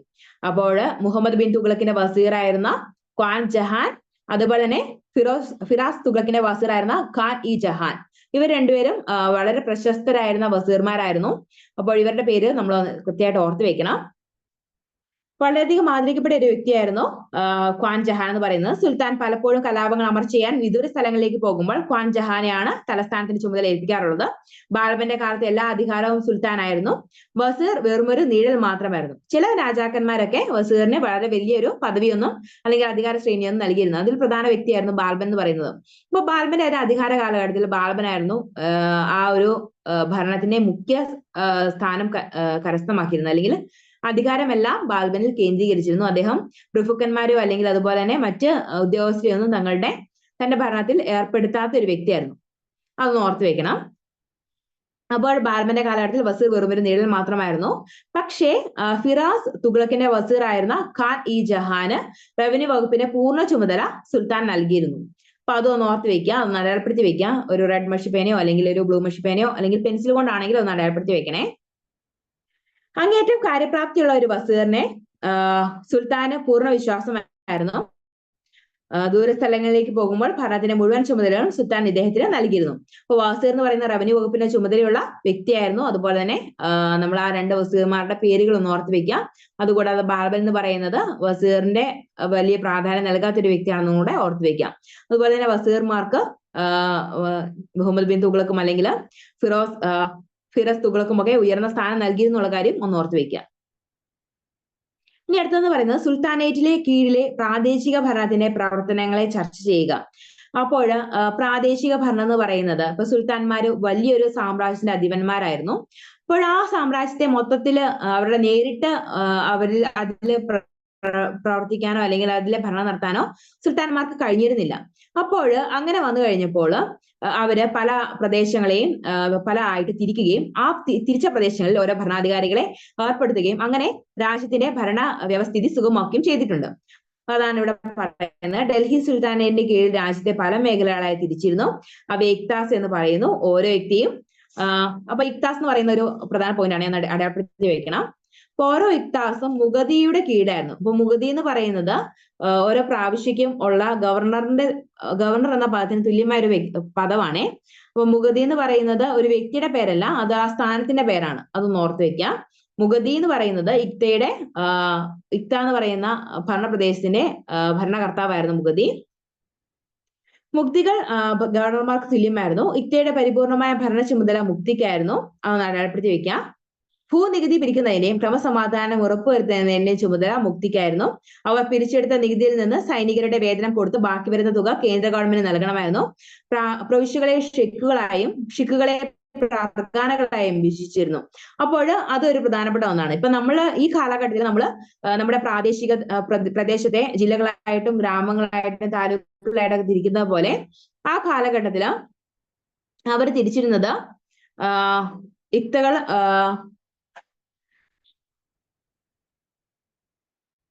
പ്രവിശ്യകളെ ഷിക്കുകളായും ഷിക്കുകളെ പർഗാനകളുമായിട്ടാണ്. അതൊന്ന് അടയാളപ്പെടുത്തി വെക്കാം. ഷിക്കുകളും പർഗാനകളും ഒക്കെ അവരുടെ പ്രവിശ്യകളെ വിഭജിച്ചിരുന്ന പേരുകളാണ്. 100 ഗ്രാമങ്ങൾ ചേർത്ത് സാദിസും 84 ഗ്രാമങ്ങളെ ചേർത്ത് ചൗരാസിസും ഉണ്ടാക്കിയിരുന്നു. അപ്പം 100 ഗ്രാമങ്ങൾ ഉൾപ്പെടുന്ന പ്രദേശമാണ് സാദീസ്, അന്ന് അടയാളപ്പെടുത്തി വെക്കുക. 84 ഗ്രാമങ്ങൾ ചേർന്നാണ് ചൗരാസിസ്. അപ്പൊ നമ്മൾ പറയുന്ന സംസ്ഥാനങ്ങളെയൊക്കെ ഒരുപാട് ജില്ലകൾ ചേർന്നാണ് സംസ്ഥാനം രൂപീകരിക്കുന്നത് അല്ലെ. അപ്പൊ അത് ആ രീതിയിൽ ഓർത്ത് വെച്ചാൽ മതി. 100 ഗ്രാമങ്ങൾ ചേർന്ന് സൗദീസും അതുപോലെ തന്നെ 84 ഗ്രാമങ്ങൾ ചേർന്ന് ചൗരാസിസും ഉണ്ടാക്കിയിരുന്നു. പർഗാനകൾ അമീലിന്റെ കീഴിലായിരുന്നു. അപ്പൊ പർഗാനകളുടെ അധികാരി എന്ന് പറയുന്നത് അമീൽ എന്ന് വിളിക്കപ്പെട്ട ഒരു വ്യക്തിയുടെ കീഴിലായിരുന്നു, അല്ലെങ്കിൽ ഒരു ഭരണാധികാരിയുടെ കീഴിലായിരുന്നു. അതൊന്ന് ഓർത്ത് വെക്കുക. ചൗരാസികളുടെ തലവൻ ചൗധരി ആയിരുന്നു. ഗ്രാമങ്ങളായിരുന്നു ഭരണ സംവിധാനത്തിൽ ഏറ്റവും ചെറിയ ഘടകം. അപ്പൊ അത് ഓർത്ത് വെക്കാൻ എളുപ്പമാണ് അല്ലെ. ഇന്നത്തെ സമൂഹത്തിലാണെങ്കിൽ പോലും ഗ്രാമങ്ങളാണ് താഴെത്തട്ടിലുള്ളത്, അല്ലെങ്കിൽ അധികാര വികേന്ദ്രീകരണത്തില് ഏറ്റവും താഴെയുള്ളത് ഗ്രാമങ്ങളാണ്. അതിൽ നിന്നാണ് ഓരോരോ പടിപടിയായിട്ട് ജില്ലകളും സംസ്ഥാനങ്ങളും അതുപോലെ തന്നെ രാജ്യമായിട്ടൊക്കെ മാറുന്നത്. ഗ്രാമങ്ങളെ പ്രധാനികൾ ഖുട്ടുകളും മുക്കദ്ദമുകളും ആയിരുന്നു. ഖുട്ടുകൾ ഭൂവുടമകളായിരുന്നു. മുക്കദ്ദമുകൾ ഭരണത്തലവന്മാരായിരുന്നു, അല്ലെങ്കിൽ ഗ്രാമത്തലവന്മാരായിരുന്നു. ഗ്രാമത്തിലെ കണക്കെഴുത്തുകാർ പട്വാരി ആയിരുന്നു. ഗ്രാമത്തിലെ ക്രമസമാധാനത്തിന്റെ ചുമതല കോത്വാളിനായിരുന്നു. ഈ കോത്വാൾ എന്ന് പറയുന്ന ഒരു വ്യക്തിയുടെ പേരല്ല, അതൊരു സ്ഥാനപ്പേരായിട്ടാണ് മനസ്സിലാക്കേണ്ടത് കേട്ടോ. ഇപ്പൊ ക്രമസമാധാനത്തിന്റെ ചുമതല വഹിക്കുന്ന ഭരണാധികാരിയുടെ പേരാണ് കോത്വാള്. അതുപോലെ തന്നെ ഗ്രാമത്തിലെ കണക്ക് എഴുതുന്ന വ്യക്തിയുടെ പേരാണ് പട്വാരി. അപ്പൊ അതൊക്കെ ഒന്ന് ഓർത്ത് വെക്കണം, പ്രധാനപ്പെട്ട കാര്യങ്ങളാണ്. അതുപോലെ തന്നെ ഇക്തകളും ആയിട്ട് തിരിച്ചിരുന്നു. ഇക്തകളുടെ അധികാരി എന്ന് പറയുന്ന മുക്തി എന്ന് പറയുന്ന ആളുകളായിരുന്നു, അല്ലെങ്കിൽ ഭരണത്തലവന്മാരായിരുന്നു. അതുപോലെ തന്നെ ഷിക്കുകളെ പർഗാനകളായിട്ടും വിഭജിച്ചിരുന്നുള്ള കാര്യം ഒന്ന് ഓർത്ത് വെക്കണം. പിന്നെ 100 ഗ്രാമങ്ങളെ ചേർത്ത് സാദിസും 84 ഗ്രാമങ്ങളെ ചേർത്ത് ചൗരാസിസും ഉണ്ടാക്കി എന്നുള്ള കാര്യം ഓർത്ത് വെക്കാം. അപ്പം അത്രയും കാര്യങ്ങളാണ് ഈ ഒരു ക്വസ്റ്റിന് താഴെ വരുന്നത്. ഏത് സുൽത്താനേറ്റിലെ കീഴിലെ പ്രാദേശിക ഭരണത്തിന്റെ പ്രവർത്തനത്തിന് കീഴിൽ വരുന്ന പ്രധാനപ്പെട്ട പോയിന്റുകൾ ഇതൊക്കെയാണ്. പിന്നെ അപ്പം ഏത് പ്രാദേശിക ഭരണം എന്നൊക്കെ ചോദിച്ചു കഴിഞ്ഞാലും നമുക്ക് എഴുതി വെക്കാൻ സാധിക്കുന്ന ഒരു കാര്യം എന്ന് പറയുന്നത്, നമ്മുടെ എല്ലാ രാജാക്കന്മാരും അവരുടെ പ്രദേശങ്ങളെ പ്രവിശ്യകളായിട്ടും അല്ലെങ്കിൽ അവരുടെ പല പല ഘടകങ്ങളായിട്ട് തിരിച്ചിട്ടാണ് ഭരണം നടത്തിയത്. അപ്പൊ ആ ഒരു പോയിന്റ് എല്ലാ ഒരു പ്രാദേശിക ഭരണത്തിന്റെ കാര്യത്തിൽ എഴുതി വെക്കാൻ സാധിക്കുന്നതാണ് കേട്ടോ. ആരും സാമ്രാജ്യത്തെ മൊത്തത്തിൽ ഒറ്റയടിക്ക് മുഴുവനായിട്ടും ഭരിച്ചിട്ടില്ല. പല പല പ്രദേശങ്ങളായിട്ടും പ്രവിശ്യകളായിട്ടും പർഗാനകളായിട്ടായി തിരിച്ചിട്ടൊക്കെയാണ് ഭരിച്ചത്. അതൊന്ന് ഓർത്ത് വെച്ചാൽ മതി. ഇനി നമ്മൾ കേട്ടിട്ടുണ്ടാവും, കഴിഞ്ഞ ക്ലാസ്സിലൊക്കെ നമ്മൾ പറഞ്ഞിരുന്നു അലാവുദ്ദീൻ ഖിൽജിയുടെ കമ്പോള പരിഷ്കരണത്തെ കുറിച്ചും അദ്ദേഹത്തിന്റെ കമ്പോള പരിഷ്കരണ നയങ്ങളെ കുറിച്ചും ഒക്കെ. അപ്പം അദ്ദേഹത്തിന്റെ അലാവുദ്ദീൻ ഖിൽജിയുടെ കമ്പോള പരിഷ്കരണ നയം എന്ന് പറയുന്നത് വളരെയധികം ചോദിച്ചു കണ്ടിട്ടുള്ള ഒരു ക്വസ്റ്റൻ ആണ് കേട്ടോ. അപ്പൊ അത് നമ്മൾ നന്നായിട്ട് ഇരുത്തി വേണം പഠിക്കാനായിട്ട്. അതുപോലെ തന്നെ അലാവുദ്ദീൻ ഖിൽജി കമ്പോള പരിഷ്കരണം ഉണ്ടാക്കുന്നതിന് പ്രധാന കാരണം എന്ന് തന്നെ പറയുന്നത് ചില രാഷ്ട്രീയ അരാക്ഷിതാവസ്ഥകളും അതുപോലെ തന്നെ സാമ്പത്തികമായ കുറച്ച് പ്രശ്നങ്ങളും അതുപോലെ തങ്ങളുടെ സൈനികർക്ക് അവർക്ക് കിട്ടുന്ന തുച്ഛമായ വരുമാനം കൊണ്ട് അവരുടെ ജീവിത ചെലവുകളൊക്കെ സുഗമമായി നടക്കുന്നതിന് വേണ്ടിയിട്ടൊക്കെയാണ് അലാവുദ്ദീൻ ഖിൽജി ഈ കമ്പോള പരിഷ്കരണം കൊണ്ടുവന്നത്. അപ്പൊ പ്രധാനമായിട്ട് ഒരു പോയിന്റ് എന്ന് പറയുന്നത്, കമ്പോള പരിഷ്കരണത്തിന്റെ പ്രധാന പോയിന്റ് എന്ന് പറയുന്നത് അലാവുദ്ദീൻ ഖിൽജിയുടെ സൈനികർക്ക് അവർക്ക് കിട്ടുന്ന തുച്ഛമായ വരുമാനം കൊണ്ട് അവരുടെ ജീവിതം സുഗമമായിട്ട് കൊണ്ടുപോകാൻ വേണ്ടിയിട്ടാണ് അദ്ദേഹം കമ്പോള പരിഷ്കരണ നിയമം കൊണ്ടുവന്നെന്നുള്ളത് ഒരു പ്രധാന പോയിന്റാണ്, ഓർത്ത് വെക്കണേ. ഡൽഹി സുൽത്താൻമാരിൽ ആദ്യമായി ശക്തമായ രീതിയിലുള്ള ഒരു കമ്പോള പരിഷ്കരണം ആവിഷ്കരിച്ച ഭരണാധികാരിയായിരുന്നു അലാവുദ്ദീൻ ഖിൽജി എന്ന് പറയുന്നത്. 3 പ്രധാന കാരണങ്ങൾ കൊണ്ടാണ് അദ്ദേഹം തന്നെ കമ്പോള പരിഷ്കരണം ആവിഷ്കരിച്ചത്. അപ്പൊ 3 പ്രധാനപ്പെട്ട കാരണങ്ങളാണ് അദ്ദേഹത്തിന്റെ കമ്പോള പരിഷ്കരണത്തിന് പിന്നിലുണ്ടായിരുന്നത്. അപ്പൊ അതൊന്ന് അടയാളപ്പെടുത്തി വെക്കണം. 1, മംഗോളിയൻ ആക്രമണത്തെ നേരിടുന്നതിനുള്ള യുദ്ധസന്നാഹത്തിന്റെ ഭാഗമായി ഈ നടപടികൾ സ്വീകരിച്ചിരുന്നു. 2 എന്ന് പറയുന്നത് ദക്ഷിണേന്ത്യയിൽ നിന്നുള്ള സ്വർണത്തിന്റെയും വെള്ളിയുടെയും വരവോടെ രാജ്യത്തെ സാമ്പത്തിക മേഖലയിൽ വലിയ പ്രത്യാഘാതങ്ങൾ സംഭവിച്ചിരുന്നു. അപ്പം സ്വർണവും വെള്ളിയും ഒക്കെ കൂടുതലായിട്ട് വന്നത് സാമ്പത്തിക മേഖലയിൽ വളരെയധികം വ്യത്യാസങ്ങൾ ഉണ്ടാക്കുകയും അത് പ്രശ്നങ്ങളിലേക്ക് വരികയൊക്കെ ചെയ്തു. അതുകൊണ്ടും കമ്പോള പരിഷ്കരണം ഉണ്ടാക്കുന്നതിന് ഒരു കാരണമായിട്ട് അത് മാറി. 3 എന്ന് പറയുന്നത് അലാവുദ്ദീൻ സൈന്യക്കാർക്ക് അധിക ശമ്പളം നൽകിയിരുന്നില്ല. ആ സൈനികർക്ക് തുച്ഛമായ വേതനത്തിലൂടെ ജീവിക്കാൻ ബുദ്ധിമുട്ട് അനുഭവപ്പെട്ടു. സൈനികർക്ക് പ്രയാസരഹിതമായി ജീവിക്കുന്നതിന് വേണ്ടി തുച്ഛവും ഏകീകൃതമായ രീതിയിൽ സാധനങ്ങൾ ലഭ്യമാക്കാൻ അലാവുദ്ദീൻ ആഗ്രഹിച്ചു.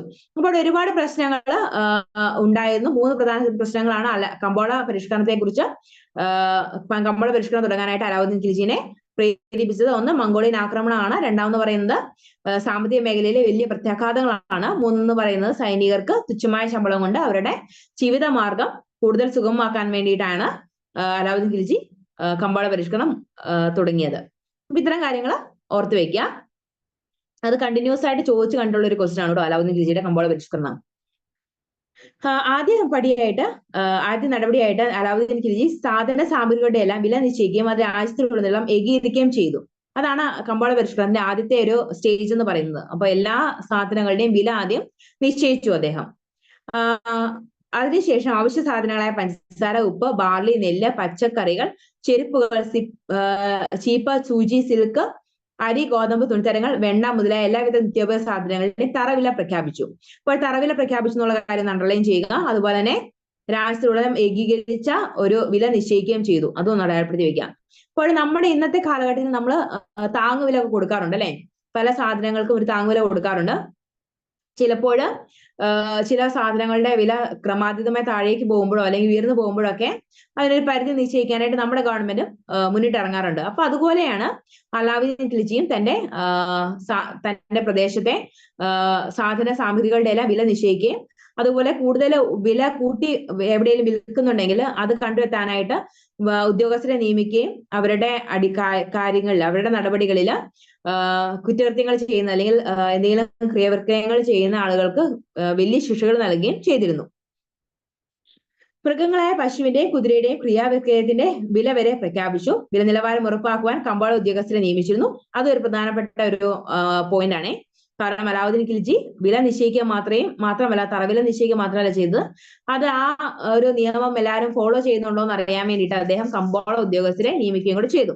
അപ്പൊ എന്തെങ്കിലും ഒരു തെറ്റ് കുറ്റകൃത്യങ്ങളൊക്കെ ചെയ്തു കഴിഞ്ഞാൽ അല്ലെങ്കിൽ അളവില തൂക്കത്തിലൊക്കെ എന്തെങ്കിലും വ്യത്യാസങ്ങളൊക്കെ വരുത്തി കഴിഞ്ഞാൽ ആ ഉദ്യോഗസ്ഥരെ റിപ്പോർട്ട് ചെയ്യുകയും അത് വ്യവസായശാലകൾ നടത്തുന്ന ആളുകൾക്ക് വളരെയധികം ശിക്ഷകൾ നൽകുകയും ചെയ്തിരുന്നു. അതുകൊണ്ട് തന്നെ ഒരുപാട് ആളുകൾ ആ കറക്റ്റ് നിയമം ഫോളോ ചെയ്യാനായിട്ട് നിർബന്ധിതരായിരുന്നേ. അതൊന്ന് ഓർത്ത് വെക്കണം. കളവ് തൂക്കങ്ങൾ രാജ്യത്തിലുടനീളം ഏകീകരിച്ചു. കമ്പോള പരിഷ്കാരത്തിന്റെ 2ാമത്തെ നടപടിയായി അലാവുദ്ദീൻ ഖിൽജി കൈക്കൊണ്ടത് വിതരണ ശൃംഖല കാര്യക്ഷമമാക്കിക്കൊണ്ടാണ്. രാജ്യത്തെ മുഴുവൻ ഉൽപാദകരോടും 10 പൗണ്ട് ഉൽപ്പന്നങ്ങൾ കൈവശം വെച്ചാൽ മതിയെന്നും അവശേഷിക്കുന്ന രാജ്യത്തിന് നൽകണമെന്നും നിർദ്ദേശം നൽകി. ഉൽപ്പന്നങ്ങൾ ശേഖരിച്ച് സൂക്ഷിക്കുന്നതിനായി ധാരാളം സംഭരണശാലകൾ രാജ്യത്തുടനീളം തുറന്നു. 3ാമതായി അലാവുദ്ദീൻ ഗതാഗത സംവിധാനം നിയന്ത്രിച്ചു. അപ്പോൾ ഗതാഗത സംവിധാനം നിയന്ത്രിച്ചു എന്നുള്ളതും ഈ കമ്പോള പരിഷ്കരണത്തിന്റെ പ്രധാനപ്പെട്ട ഒരു പോയിന്റ് ആണ്. കാരണം ഏതെങ്കിലും ഒരു സ്ഥലത്ത് ഭക്ഷ്യ സാധനങ്ങൾ ഇല്ലെങ്കിൽ അല്ലെങ്കിൽ എന്തെങ്കിലും കുറവുണ്ടെങ്കിൽ അവിടെ സാധനങ്ങൾ എത്തിച്ചേർക്കാനായിട്ട് ആളുകളെ നിയമിക്കാനൊക്കെ അലാവുദ്ദീൻ ഖിൽജി ശ്രദ്ധിച്ചിരുന്നു. അപ്പൊ അതുകൂടാതെ അദ്ദേഹത്തിന്റെ കമ്പോള പരിഷ്കരണത്തിൽ വരുന്ന പ്രധാനപ്പെട്ട കാര്യമാണ് ഒരു കൃത്യമായിട്ടുള്ള ഒരു കിലോ ഭക്ഷ്യസാധനങ്ങൾ വെച്ചതിന് ശേഷം ബാക്കി രാജ്യത്തിന് കൊടുക്കാനായിട്ട് അദ്ദേഹം നിർദ്ദേശിച്ചിരുന്നു. അപ്പോൾ ഈ കരിഞ്ചന്ത എന്ന് പറയുന്ന രീതിയിലുള്ള അഴിമതികളൊക്കെ മാറ്റാനായിട്ട് ഈ തരത്തിലുള്ള അദ്ദേഹത്തിന്റെ പ്രവർത്തനങ്ങളൊക്കെ സഹായകരമായിട്ടുണ്ട്. 3ാമതായി അലാവുദ്ദീൻ ഗതാഗത സംവിധാനം നിയന്ത്രിച്ചു. വാഹന ഉടമയ്ക്ക് സർക്കാർ കരാറിൽ ഏർപ്പെടാനും ആവശ്യപ്പെടുന്ന സമയത്ത് ഗ്രാമങ്ങളിൽ നിന്ന് തലസ്ഥാന നഗരിയിലേക്ക് ഖഹാൻ ഇ മണ്ഡി എന്ന ഉദ്യോഗസ്ഥന്റെ നേതൃത്വത്തിൽ കമ്പോള പരിഷ്കാരങ്ങളുടെ മേൽനോട്ടം വഹിക്കുന്നതിനും അളവ് തൂക്കങ്ങൾ വിലയിരുത്തുന്നതിനും ഒരു പ്രത്യേക വിഭാഗം തന്നെ നിയമിച്ചിരുന്നു. അപ്പോൾ ഈ അളവ് തൂക്കങ്ങൾ കൃത്യമായിട്ടാണോ ചെയ്യുന്നതെന്ന് അറിയാനായിട്ട് കമ്പോള ഉദ്യോഗസ്ഥരെ നിയമിച്ചിരുന്നു. അപ്പൊ കമ്പോള ഉദ്യോഗസ്ഥർക്ക് ഒരു മേലധികാരിയായിട്ട് ഖഹാൻ ഇ മണ്ഡി എന്ന് പറയുന്ന ഒരു ഉദ്യോഗസ്ഥനെ നിയമിച്ചിരുന്നു. അപ്പൊ അതോ പേരും കൂടി ഒന്ന് അടയാളപ്പെടുത്തി വെക്കുക. അപ്പൊ അലാവുദ്ദീൻ ഖിൽജിയുടെ ഈ ഒരു ക്വസ്റ്റ്യൻ വന്നു കഴിഞ്ഞാൽ, അല്ലെങ്കിൽ കമ്പോള പരിഷ്കരണത്തെ കുറിച്ച് ചോദിച്ചു കഴിഞ്ഞാൽ, അദ്ദേഹം കമ്പോള പരിഷ്കരണം ഉണ്ടാക്കാനായിട്ട് പ്രധാനമായിട്ട് 3 കാരണങ്ങളാണ് പറഞ്ഞത്. ഒന്ന്, മംഗോളിയന്മാരുടെ ആക്രമണം, അതുപോലെ തന്നെ സാമ്പത്തിക മേഖലയിലെ വലിയ പ്രത്യാഘാതങ്ങൾ, അതുപോലെ തുച്ഛമായ വരുമാനത്തിൽ സൈനികർക്ക് തങ്ങളുടെ ആവശ്യങ്ങളൊക്കെ നിറവേറ്റാൻ സാധിക്കണം. ഈ കാര്യങ്ങളൊക്കെ കൊണ്ടാണ് അദ്ദേഹം കമ്പോള പരിഷ്കരണം തുടങ്ങിയത്. അപ്പൊ അതുപോലെ കമ്പോള പരിഷ്കരണത്തിൽ അദ്ദേഹം കൊണ്ടുവന്ന ചില നടപടിക്രമങ്ങൾ ഏതൊക്കെയായിരുന്നെന്നും ഓർത്തു വെക്കണം. തറവില പ്രഖ്യാപിച്ചു എന്നുള്ളത് പ്രധാനപ്പെട്ട ഒരു പോയിന്റാണ്. അതുപോലെ തന്നെ ഗതാഗത നിയന്ത്രണം കൊണ്ടുവന്നു എന്നുള്ള പ്രധാനപ്പെട്ട ഒരു പോയിന്റാണ്. അതുപോലെ തന്നെ തറവില പ്രഖ്യാപിച്ചു കൂടാതെ അത് ശരിയായിട്ട് ആളുകൾ ഫോളോ ചെയ്യുന്നുണ്ടോ എന്ന് അറിയാനായിട്ട് കമ്പോള ഉദ്യോഗസ്ഥരെ നിയമിച്ചു എന്നുള്ളതും പ്രധാനപ്പെട്ട ഒരു പോയിന്റ് ആണ് കേട്ടോ. ഇത്തരം കാര്യങ്ങൾ അലാവുദ്ദീൻ ഖിൽജിയുടെ കമ്പോള പരിഷ്കരണ നിയമത്തിൽ നമ്മൾ ഓർത്ത് വെച്ച് എഴുതണം. ഇനി അടുത്തതെന്ന് പറയുന്നത് പേജ് നമ്പർ 135 ക്വസ്റ്റ്യൻ നമ്പർ 5 ആയിട്ട് കൊടുത്തിരിക്കുന്നത് മുഗളന്മാരുടെ കീഴിലെ ഭരണ സമ്പ്രദായത്തിന്റെ പ്രവർത്തനം ചർച്ച ചെയ്യുക എന്നുള്ളതാണ്. അപ്പൊ മുഗളന്മാർ എന്ന് പറയുന്നത് വളരെ ശക്തരായ ഭരണാധികാരികളായിരുന്നു നമ്മൾ പറഞ്ഞു അല്ലെ. വളരെ നമ്മുടെ ഇന്ത്യയിൽ തന്നെ വളരെയധികം കാലത്ത് നമ്മുടെ ഇന്ത്യ ഭരിച്ച രാജാക്കന്മാരായിരുന്നു മുഗളന്മാരെന്ന് പറയുന്നത്. അതുപോലെ തന്നെ വളരെ പ്രശസ്തരായ ഒരുപാട് രാജാക്കന്മാര് ഉണ്ടായിട്ടുള്ളൊരു സാമ്രാജ്യം കൂടെയായിരുന്നു മുഗൾ സാമ്രാജ്യം എന്ന് പറയുന്നത്. അപ്പൊ അത് അവരുടെ ഭരണ സംവിധാനവും അതുപോലെ തന്നെ അവരുടെ പ്രവർത്തനങ്ങളും ഒക്കെ ഓരോ രാജാക്കന്മാരുടെ അടിസ്ഥാനത്തിൽ വ്യത്യാസപ്പെട്ടിരുന്നു. അപ്പൊ ഇതൊക്കെ എങ്ങനെയായിരുന്നു, അതുപോലെ തന്നെ ഓരോ മുഗൾ സാമ്രാജ്യത്തിലെ പ്രധാനപ്പെട്ട ഭരണ സംവിധാനങ്ങൾ ഏതൊക്കെയാണെന്നാണ് ഇവിടെ പറയുന്നത്. 1526 ഒന്നാം പാനിപ്പത്ത് യുദ്ധം. അപ്പൊ പാനിപ്പത്ത് യുദ്ധം എന്ന് മാത്രമേ എഴുതിയിട്ടുള്ളൂ. 1526 ഉണ്ടായത് ഒന്നാം പാനിപ്പത്ത് യുദ്ധമാണ് കേട്ടോ. അതൊന്ന് അടയാളപ്പെടുത്തി വെക്കണം. അപ്പൊ ഒന്നാം പാനിപ്പത്ത് യുദ്ധത്തോടെ ഡൽഹിയിലെ സുൽത്താനേറ്റ് ഭരണം അവസാനിക്കുകയും തലസ്ഥാനത്ത് ബാബർ മുഗൾ ഭരണം കൊണ്ടുവരികയും ചെയ്തു. ഈ എല്ലാ മേഖലയിലും അവർ അവരുടേതായ കഴിവ് തെളിയിച്ചിരുന്നു. അതിലൊന്ന് അവരുടെ ഭരണ മേഖല ആയിരുന്നു. മുഗൾ ഭരണവ്യവസ്ഥയുടെ മുഖ്യ ശില്പി അക്ബർ ആയിരുന്നു. ഭരണവ്യവസ്ഥയുടെ തലവൻ ചക്രവർത്തി ആയിരുന്നു. ഭരണ സൗകര്യത്തിനായി രാജ്യത്തെ 3 ഭരണ കേന്ദ്രങ്ങളായി തിരിച്ചിരുന്നു. കേന്ദ്ര ഭരണം, പ്രവിശ്യൽ ഭരണം, പ്രാദേശിക ഭരണം. അപ്പോൾ 1526 പാനിപ്പത്ത് യുദ്ധത്തോടു കൂടി മുഗൾ സാമ്രാജ്യം സംസ്ഥാപിതമായി. അതുകൂടാതെ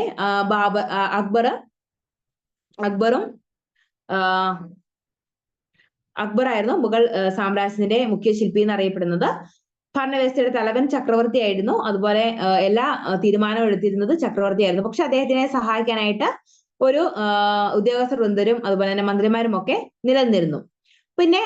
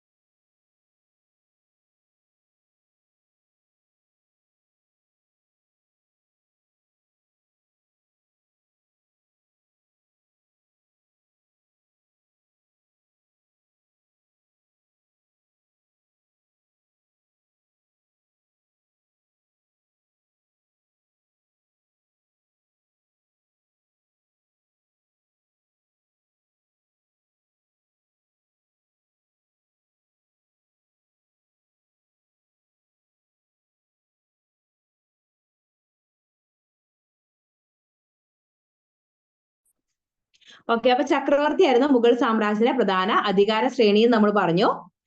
അതുകൂടാതെ അദ്ദേഹം ഭരണം നിർവഹിക്കാനായിട്ട് നമ്മുടെ ഭരണ പ്രദേശങ്ങളെ 3ആയിട്ട് തിരിച്ചിട്ടുണ്ടെന്നും നമ്മൾ പറഞ്ഞു.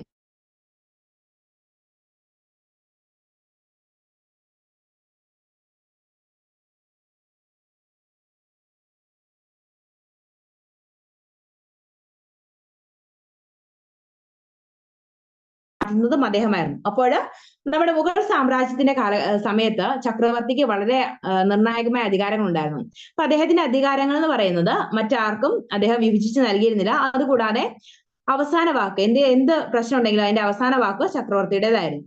അപ്പൊ ഇത്രയും കാര്യം ഓർത്തു വെക്കുക. അതുകൂടാതെ ചക്രവർത്തിയെ സഹായിക്കാനായിട്ട് ഒരുപാട് ഉദ്യോഗസ്ഥ ബന്ധുരും ഉണ്ടായിരുന്നു. അപ്പൊ അതിലൊന്നാണ് വക്കീൽ എന്നറിയപ്പെട്ടിരുന്നത്. വക്കീൽ എന്ന് പറഞ്ഞു കഴിഞ്ഞാല് പ്രധാനപ്പെട്ട ഭരണത്തലവൻ വക്കീലായിരുന്നു. ചക്രവർത്തി കഴിഞ്ഞു കഴിഞ്ഞാല് ബാബറിന്റെയും ഹുമയൂണിന്റെയും ഭരണകാലത്ത് വക്കീൽ പ്രധാനമന്ത്രിയായിരുന്നു. അപ്പോൾ വക്കീൽ എന്ന് അറിയപ്പെടുന്നത് പ്രധാനമന്ത്രിയായിരുന്നു. നമ്മുടെ ഇന്നത്തെ ഒരു സൊസൈറ്റി നോക്കുവാണെങ്കിലും രാഷ്ട്രപതി കഴിഞ്ഞു കഴിഞ്ഞാൽ രാഷ്ട്രപതിനെ നമുക്ക് രാജാവായിട്ട് നമുക്ക് നോക്കിക്കഴിഞ്ഞാല് അതിനടുത്ത സ്ഥാനം പ്രധാനമന്ത്രിക്കാണ് അല്ലെ. അപ്പൊ ഈ പ്രധാനമന്ത്രി ഒരുപാട് കാര്യങ്ങൾ ചെയ്തു തീർക്കുന്നുണ്ട്. അതുപോലെയാണ് വക്കീൽ എന്ന് പറയുന്നതും. വക്കീൽ എന്ന് പറയുന്ന പ്രധാനമന്ത്രിയായിരുന്നു. അദ്ദേഹത്തിന് രാജാവ് കഴിഞ്ഞാൽ അടുത്ത ഉന്നത സ്ഥാനം പ്രധാനമന്ത്രിക്കായിരുന്നു, അല്ലെങ്കിൽ വക്കീലിനായിരുന്നു. അവർക്ക് സിവിലും സൈനികവുമായ അധികാരങ്ങൾ ഉണ്ടായിരുന്നു. ഒന്ന് അടയാളപ്പെടുത്തി വെക്കണം. വക്കീൽ എന്ന് പറയുന്ന പ്രധാനമന്ത്രിക്ക് സിവിലും അതുപോലെ തന്നെ സൈനികവുമായ അധികാരങ്ങൾ ഉണ്ടായിരുന്നു. അക്ബറിന്റെ സമയത്ത് അദ്ദേഹത്തിന്റെ രക്ഷകർത്തൃത്വം വഹിച്ചിരുന്നു. ബറാബൻ ആയിരുന്നു വക്കീല്. ദിവാൻ എന്നറിയപ്പെടുന്ന മറ്റൊരു ഉദ്യോഗസ്ഥ വൃന്ദത്തെ കുറിച്ച് ഇവിടെ പറയുന്നുണ്ട്. ദിവാൻ എന്ന് പറയുന്ന ഒരു പ്രധാനപ്പെട്ട ഉദ്യോഗസ്ഥനായിരുന്നു. ദിവാൻ കൂൾ ആയിരുന്നു ധനകാര്യ വകുപ്പിന്റെ തലവൻ. ഇപ്പൊ പ്രധാനമന്ത്രി കഴിഞ്ഞു, അതിനുശേഷം വരുന്നതാണ് ദിവാന്. ദിവാൻ എന്ന് പറയുന്നത് ധനമന്ത്രിയിൽ നമുക്ക് വിളിക്കാം ദിവാനെ. ഇപ്പൊ ധനകാര്യ വകുപ്പിന്റെ മന്ത്രിയായിരുന്നു ദിവാന്. അതൊന്ന് അടയാളപ്പെടുത്തി വെക്കണേ. സാമ്രാജ്യത്തിന്റെ എല്ലാ ഇടപാടുകളും ദിവാന്റെ കൈകളിൽ കൂടിയായിരുന്നു നടന്നിരുന്നത്. ദിനം പ്രതിയുള്ള പണത്തിന്റെ റെക്കോർഡുകൾ ദിവാൻ ചക്രവർത്തി ഏൽപ്പിക്കണമായിരുന്നു. വക്കീലിന്റെ താഴെയാണെങ്കിലും അദ്ദേഹത്തിന് പല സ്വാതന്ത്ര്യമായ അധികാരങ്ങളും ഉണ്ടായിരുന്നു. അപ്പോൾ ദിവാൻ എന്ന് പറയുന്നത് ധനകാര്യ മന്ത്രിയാണെന്ന് ഓർക്കുക. അതുപോലെ തന്നെ രാജ്യത്തിന്റെ എല്ലാ പണ ഇടപാടുകളും ദിവാന്റെ മേൽനോട്ടത്തിലാണ് വഹിച്ചിരുന്നത്. അതുപോലെ ഓരോ ദിവസത്തെയും കൃത്യമായ പണമിടപാടുകളുടെ കണക്കുകൾ ചക്രവർത്തി ഏൽപ്പിക്കേണ്ട ചുമതലയും ദിവാൻ ഉണ്ടായിരുന്നു എന്നുള്ള കാര്യം ഒന്ന് ഓർത്തു വെക്കണം. ഇനി മിർഫഷി എന്ന് പറയുന്ന ഒരു ഉദ്യോഗസ്ഥനെ കുറിച്ചാണ് പറയുന്നത്. അത് സൈനിക വകുപ്പിന്റെ തലവനാണ് മിർഫഷി എന്ന് അറിയപ്പെടുന്നത്. അപ്പോൾ ഈ ഒരു കാലഘട്ടത്തിലെ പേരുകൾ കുറച്ചുകൂടെ നമുക്ക് ടഫ് ആയിരിക്കും പഠിക്കാനായിട്ട്. അപ്പം നമ്മൾ സൈനിക തലവൻ അല്ലെങ്കിൽ സൈന്യാധിപതി എന്നൊക്കെ പറയുന്ന രീതിയിലല്ല ഇവിടെ പറയുന്നത്. ഓരോ പോസ്റ്റിനും ഓരോ പേരുകളാണ് പറഞ്ഞിരിക്കുന്നത്. അപ്പൊ ദിവാൻ എന്ന് പറയുന്നത് ധനകാര്യ മന്ത്രിയാണെന്നും മിർഫഷി എന്ന് പറയുന്നത് സൈനിക വകുപ്പിന്റെ തലവനായിരുന്നു എന്ന് ഓർത്തു വെക്കുക. അതുപോലെ തന്നെ വക്കീൽ എന്ന് പറയപ്പെടുന്നത് പ്രധാനമന്ത്രിയാണെന്നുള്ള കാര്യം ഒന്ന് ഓർത്തു വെക്കണം. ഇനി സൈന്യത്തിലേക്ക് ആളെ ചേർക്കൽ, അതിനെ യുദ്ധത്തിന് സന്നദ്ധമാക്കുക, സൈന്യത്തിന്റെ അച്ചടക്കം നിലനിർത്തുക. കൂടാതെ അദ്ദേഹം ഒരു രജിസ്റ്റർ സൂക്ഷിക്കണമായിരുന്നു. മൻസബ്ദാരികളുടെ കണക്ക് ഒക്കെ സൂക്ഷിക്കേണ്ട ചുമതലയും ഈ മിർഫഷി എന്ന് പറയുന്ന സൈനിക തലവനായിരുന്നു ഉണ്ടായിരുന്നത്. അപ്പം ആളുകളെ സൈന്യത്തിലേക്ക് ചേർക്കേണ്ട ചുമതല മിർഫഷിക്കായിരുന്നു. അതുപോലെ തന്നെ സൈന്യത്തെ നമ്മുടെ യുദ്ധത്തിന് തയ്യാറാക്കുക എന്ന് പറയുന്ന ഒരു ഉത്തരവാദിത്വം മിർഫഷിക്ക് ഉണ്ടായിരുന്നു എന്നുള്ള കാര്യം ഓർത്തു വെക്കുക. അതുപോലെ തന്നെ അദ്ദേഹത്തിന് ഒരു കണക്ക് പുസ്തകവും ഉണ്ടായിരുന്നു. രജിസ്ട്രേഷൻ സൂക്ഷിക്കണമായിരുന്നു. മൻസബ്ദാരികളുടെ കണക്കൊക്കെ സൂക്ഷിക്കേണ്ടത് മിർഫഷി എന്ന് പറയുന്ന സൈനിക തലവനായിരുന്നു. അത് ഓർത്തു വെക്കണേ.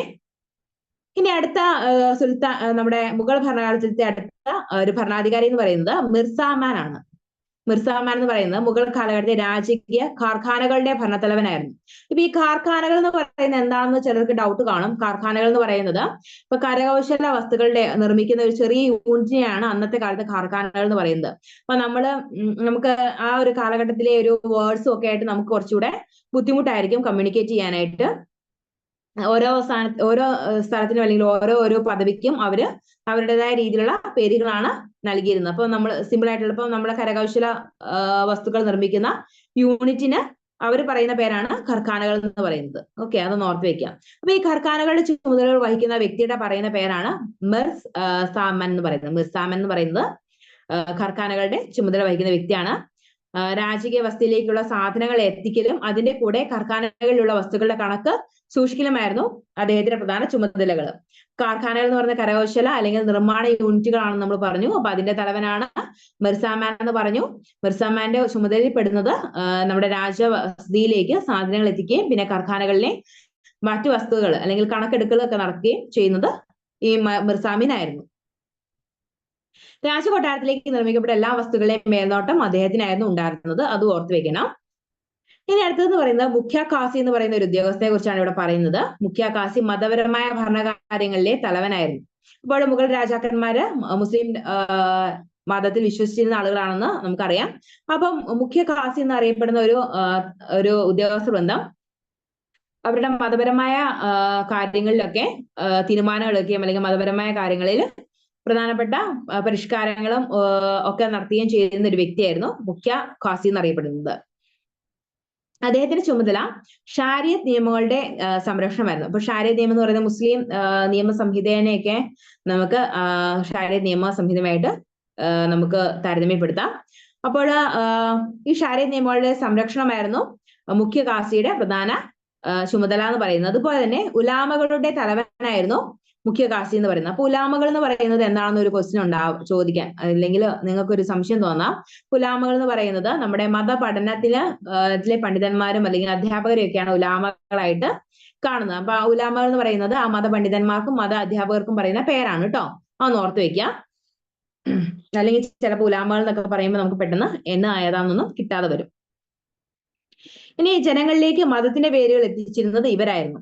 അപ്പൊ നമ്മുടെ ഇപ്പൊ ഇന്നത്തെ സൊസൈറ്റിയിൽ നമുക്ക് മത പഠന കേന്ദ്രങ്ങളും അതുപോലെ തന്നെ മതപണ്ഡിതന്മാരും ഒക്കെ ഉണ്ടോ അല്ലെ? നമ്മളിപ്പം ക്രിസ്ത്യൻസ് വേദപാഠത്തിനൊക്കെ പോകുന്നുണ്ട്. അതുപോലെ തന്നെ SNDP യോഗങ്ങളിലും ഒക്കെ ഹിന്ദുക്കൾക്ക് അവരുടെ ധാർമ്മിക ബോധങ്ങളൊക്കെ പറഞ്ഞു കൊടുക്കുന്നുണ്ട്. അതായത് മുസ്ലിംകൾ മദ്രസയിലൊക്കെ പോകുന്നുണ്ട്. അപ്പം ഇന്നത്തെ കാലഘട്ടത്തിൽ മത പഠന കേന്ദ്രങ്ങളുണ്ട്.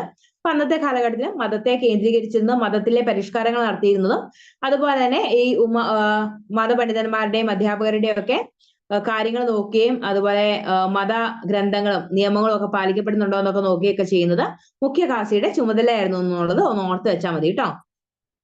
ഇത് അവരുടെ ഭരണകാലത്തിന് മുഗൾ ചക്രവർത്തിമാർ അവരുടെ കീഴിൽ വളരെ കൃത്യവും കാര്യക്ഷമമായ ഒരു ഭരണ വ്യവസ്ഥ നടപ്പിലാക്കിയിരുന്നു. അത് അവരുടെ കാലഘട്ടത്തിന്റെ നീളം കൂട്ടുന്നതിനും ജനങ്ങളെ നല്ല രീതിയിൽ കൊണ്ടുവരുന്നതിനും സഹായിച്ചിരുന്നു.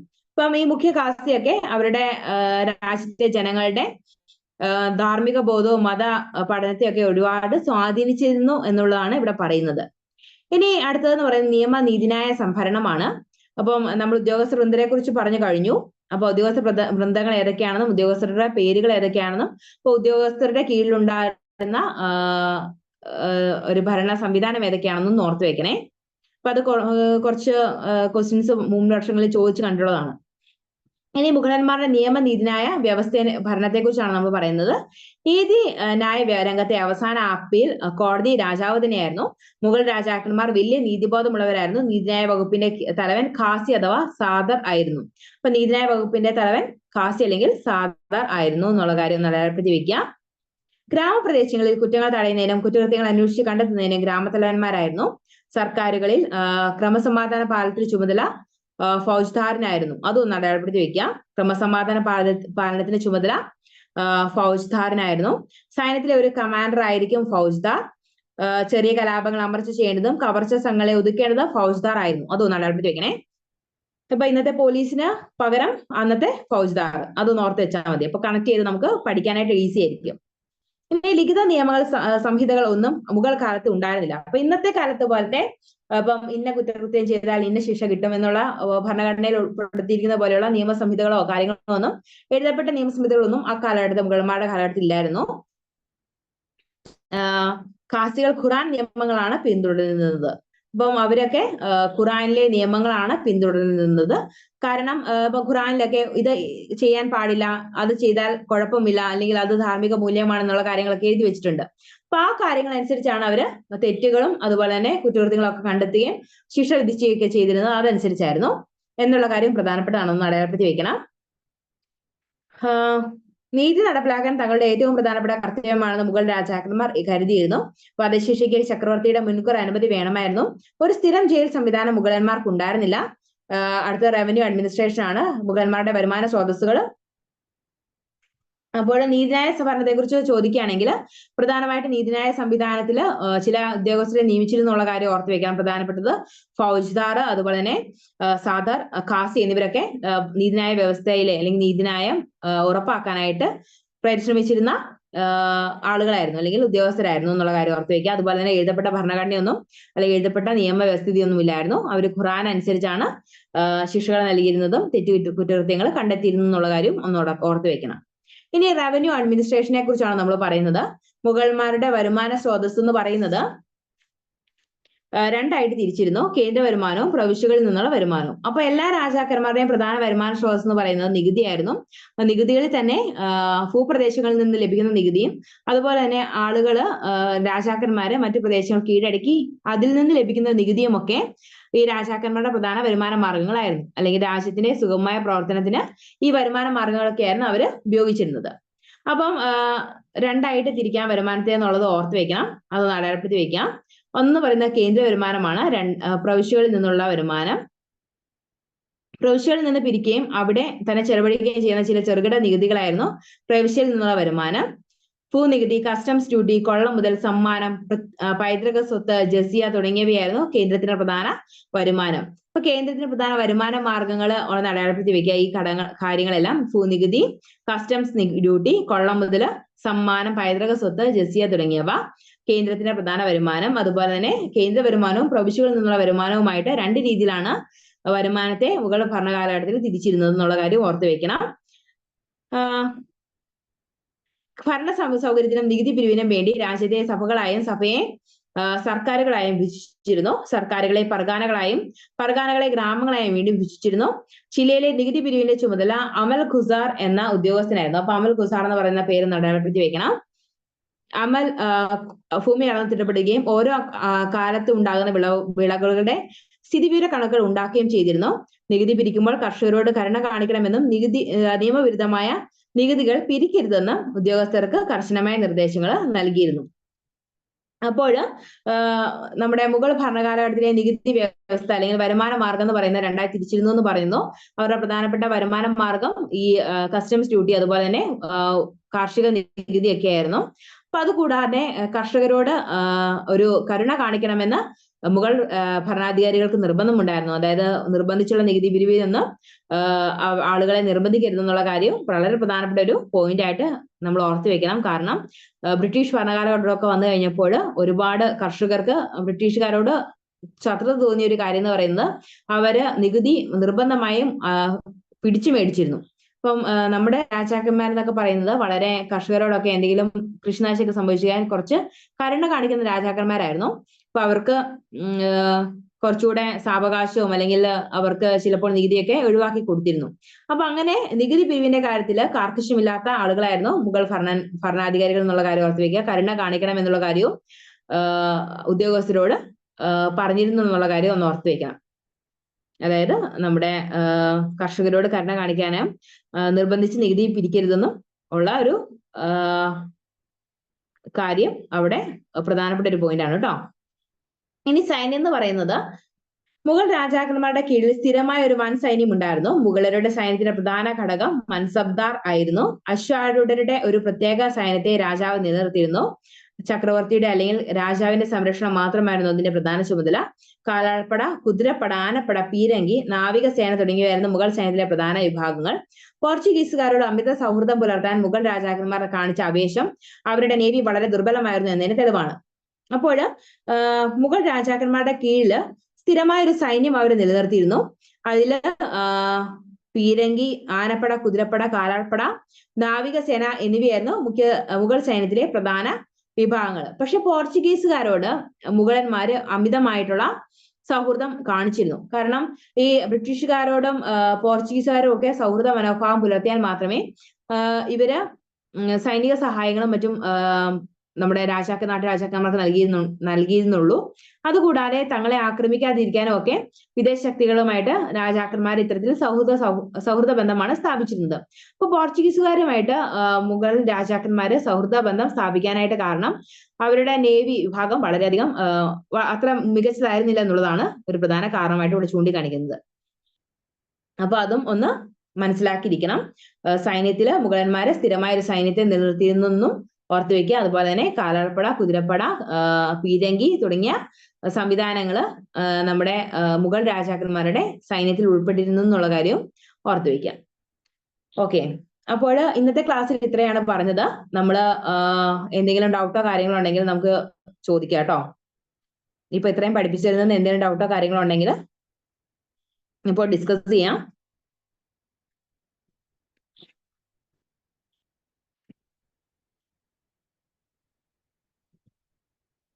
ഓക്കെ, എല്ലാം ക്ലിയർ ആയെന്ന് വിചാരിക്കുന്നു. അപ്പൊ പ്രധാനമായിട്ടും ചാപ്റ്റർ 12 പറയുന്നത് ഭരണ സംവിധാനങ്ങളെ കുറിച്ചാണ്. അതുകൂടാതെ ഡൽഹി സുൽത്താനേറ്റിന്റെ കാലത്തെ ബിസാർ എന്ന് പറയുന്ന വാസീർ എന്ന് പറയുന്ന ഒരു നിയമവ്യവസ്ഥ അല്ലെങ്കിൽ ഒരു ഉദ്യോഗസ്ഥ ബന്ധത്തെ കുറിച്ച് നമ്മൾ കണ്ടു. അതുപോലെ തന്നെ മുഗൾ രാജവംശത്തിലെ ഭരണ സംവിധാനത്തെ കുറിച്ചും കാര്യങ്ങളെ കുറിച്ചും ഒക്കെ നമ്മൾ കണ്ടു. അതുപോലെ തന്നെ പ്രഭുക്കന്മാരുടെ അധികാരത്തെ കുറിച്ചും, അതുപോലെ പ്രഭുക്കന്മാർ നമ്മുടെ രാജാക്കന്മാർക്ക് ഏതൊക്കെ രീതിയിലാണ് ഭീഷണിയായിരുന്നു എന്നുള്ള കാര്യങ്ങളൊക്കെ നമ്മൾ കണ്ടു. അപ്പോൾ അടുത്ത ക്ലാസ്സിൽ വരുമ്പോൾ ഇത്രയും പഠിപ്പിച്ച ഭാഗം നന്നായിട്ടൊന്ന് വായിച്ച് മനസ്സിലാക്കിയിട്ട് വേണം അടുത്ത ക്ലാസ്സിൽ വരാൻ. അപ്പോൾ അങ്ങനെ അത് കൂടാതെ നമ്മൾ പരമാവധി ഈ പഠിച്ചതിൽ നിന്ന് ഒരു ഷോർട്ട് നോട്ടുകൾ എഴുതാനായിട്ട് പ്രത്യേകം ശ്രദ്ധിക്കണം. അതുകൂടാതെ നമുക്ക് 1 വേർഡ് ക്വസ്റ്റ്യൻസ് നമുക്ക് എക്സാമിന് ചോദിക്കാറുണ്ട്. ഏകദേശം 50% 1 വേർഡ് ക്വസ്റ്റ്യൻസ് ആണ് ചോദിക്കുക. അപ്പൊ ഞാൻ ഈ പറയുന്നതിന്റെ കൂടുതൽ പ്രധാനപ്പെട്ടതൊക്കെ അണ്ടർലൈൻ ചെയ്യാനായിട്ട് ഞാൻ പറഞ്ഞു പോകുന്നുണ്ട്. എങ്കിലും കൂടി നിങ്ങൾ ഒരു നിങ്ങളുടേതായ രീതിയിൽ 1 വേർഡ്സ് ഈ വായിക്കുന്നതിന്റെ കൂടെ ഇപ്പൊ ഇത് 1 വേർഡ് ആയിട്ട് ചോദിക്കാൻ സാധ്യതയുണ്ടെന്ന് ഓർത്തിട്ട് നിങ്ങൾ തന്നെ എഴുതി വെച്ച് കഴിഞ്ഞാൽ നമുക്കത് പിന്നീട് എക്സാമിന്റെ സമയമാകുമ്പോൾ കൂടുതൽ യൂസ്ഫുൾ ആയിരിക്കും. കാരണം 1 വേർഡ്സ് ഒക്കെ ആകുമ്പോൾ പെട്ടെന്ന് തെറ്റിപ്പോകാനായിട്ട് ഒരു കൺഫ്യൂഷൻ വരാനായിട്ട് സാധ്യതയുണ്ട്. അപ്പൊ നമ്മൾ നേരത്തെ ഇത് ഒന്ന് എഴുതി വെച്ച് പഠിക്കുകയാണെങ്കിൽ നമുക്ക് ആ ഒരു ടൈം ആകുമ്പോൾ കുറച്ചുകൂടി കൂടുതൽ എളുപ്പമായിരിക്കും കേട്ടോ. 1ാം പാനിപ്പത്ത് യുദ്ധത്തിന്റെ സമയം അല്ലെങ്കിൽ വർഷം, 2ാം പാനിപ്പത്ത് യുദ്ധത്തിന്റെ വർഷം, 3ാം പാനിപ്പത്ത് യുദ്ധത്തിന്റെ വർഷം, അങ്ങനെയുള്ള കാര്യങ്ങൾ ഓർത്ത് വെക്കുക. അതൊക്കെ 1 വേർഡ് ആയിട്ട് ചോദിച്ചു കണ്ടിട്ടുണ്ട്. അതുപോലെ നമ്മുടെ രാജാക്കന്മാരിലെ പ്രധാന ഭരണാധികാരികള് ആരൊക്കെയായിരുന്നു, അതുപോലെ തന്നെ ഭരണാധികാരികളെ സഹായിച്ച ഉദ്യോഗസ്ഥ വൃന്ദത്തിന്റെ പേരുകളും അതുപോലെ തന്നെ അവരുടെ അധികാരത്തിന്റെ കീഴിലുണ്ടായിരുന്ന വകുപ്പുകളും ഒന്ന് ഓർത്ത് വെക്കുക. അതൊക്കെ ഒരു 1 വേർഡ് ആയിട്ട് ചോദിച്ചു കണ്ടിട്ടുണ്ട് കേട്ടോ.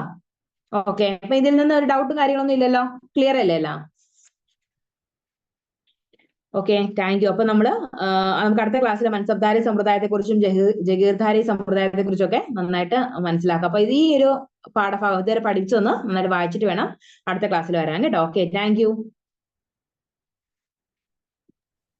Thank you miss. Okay, thank you.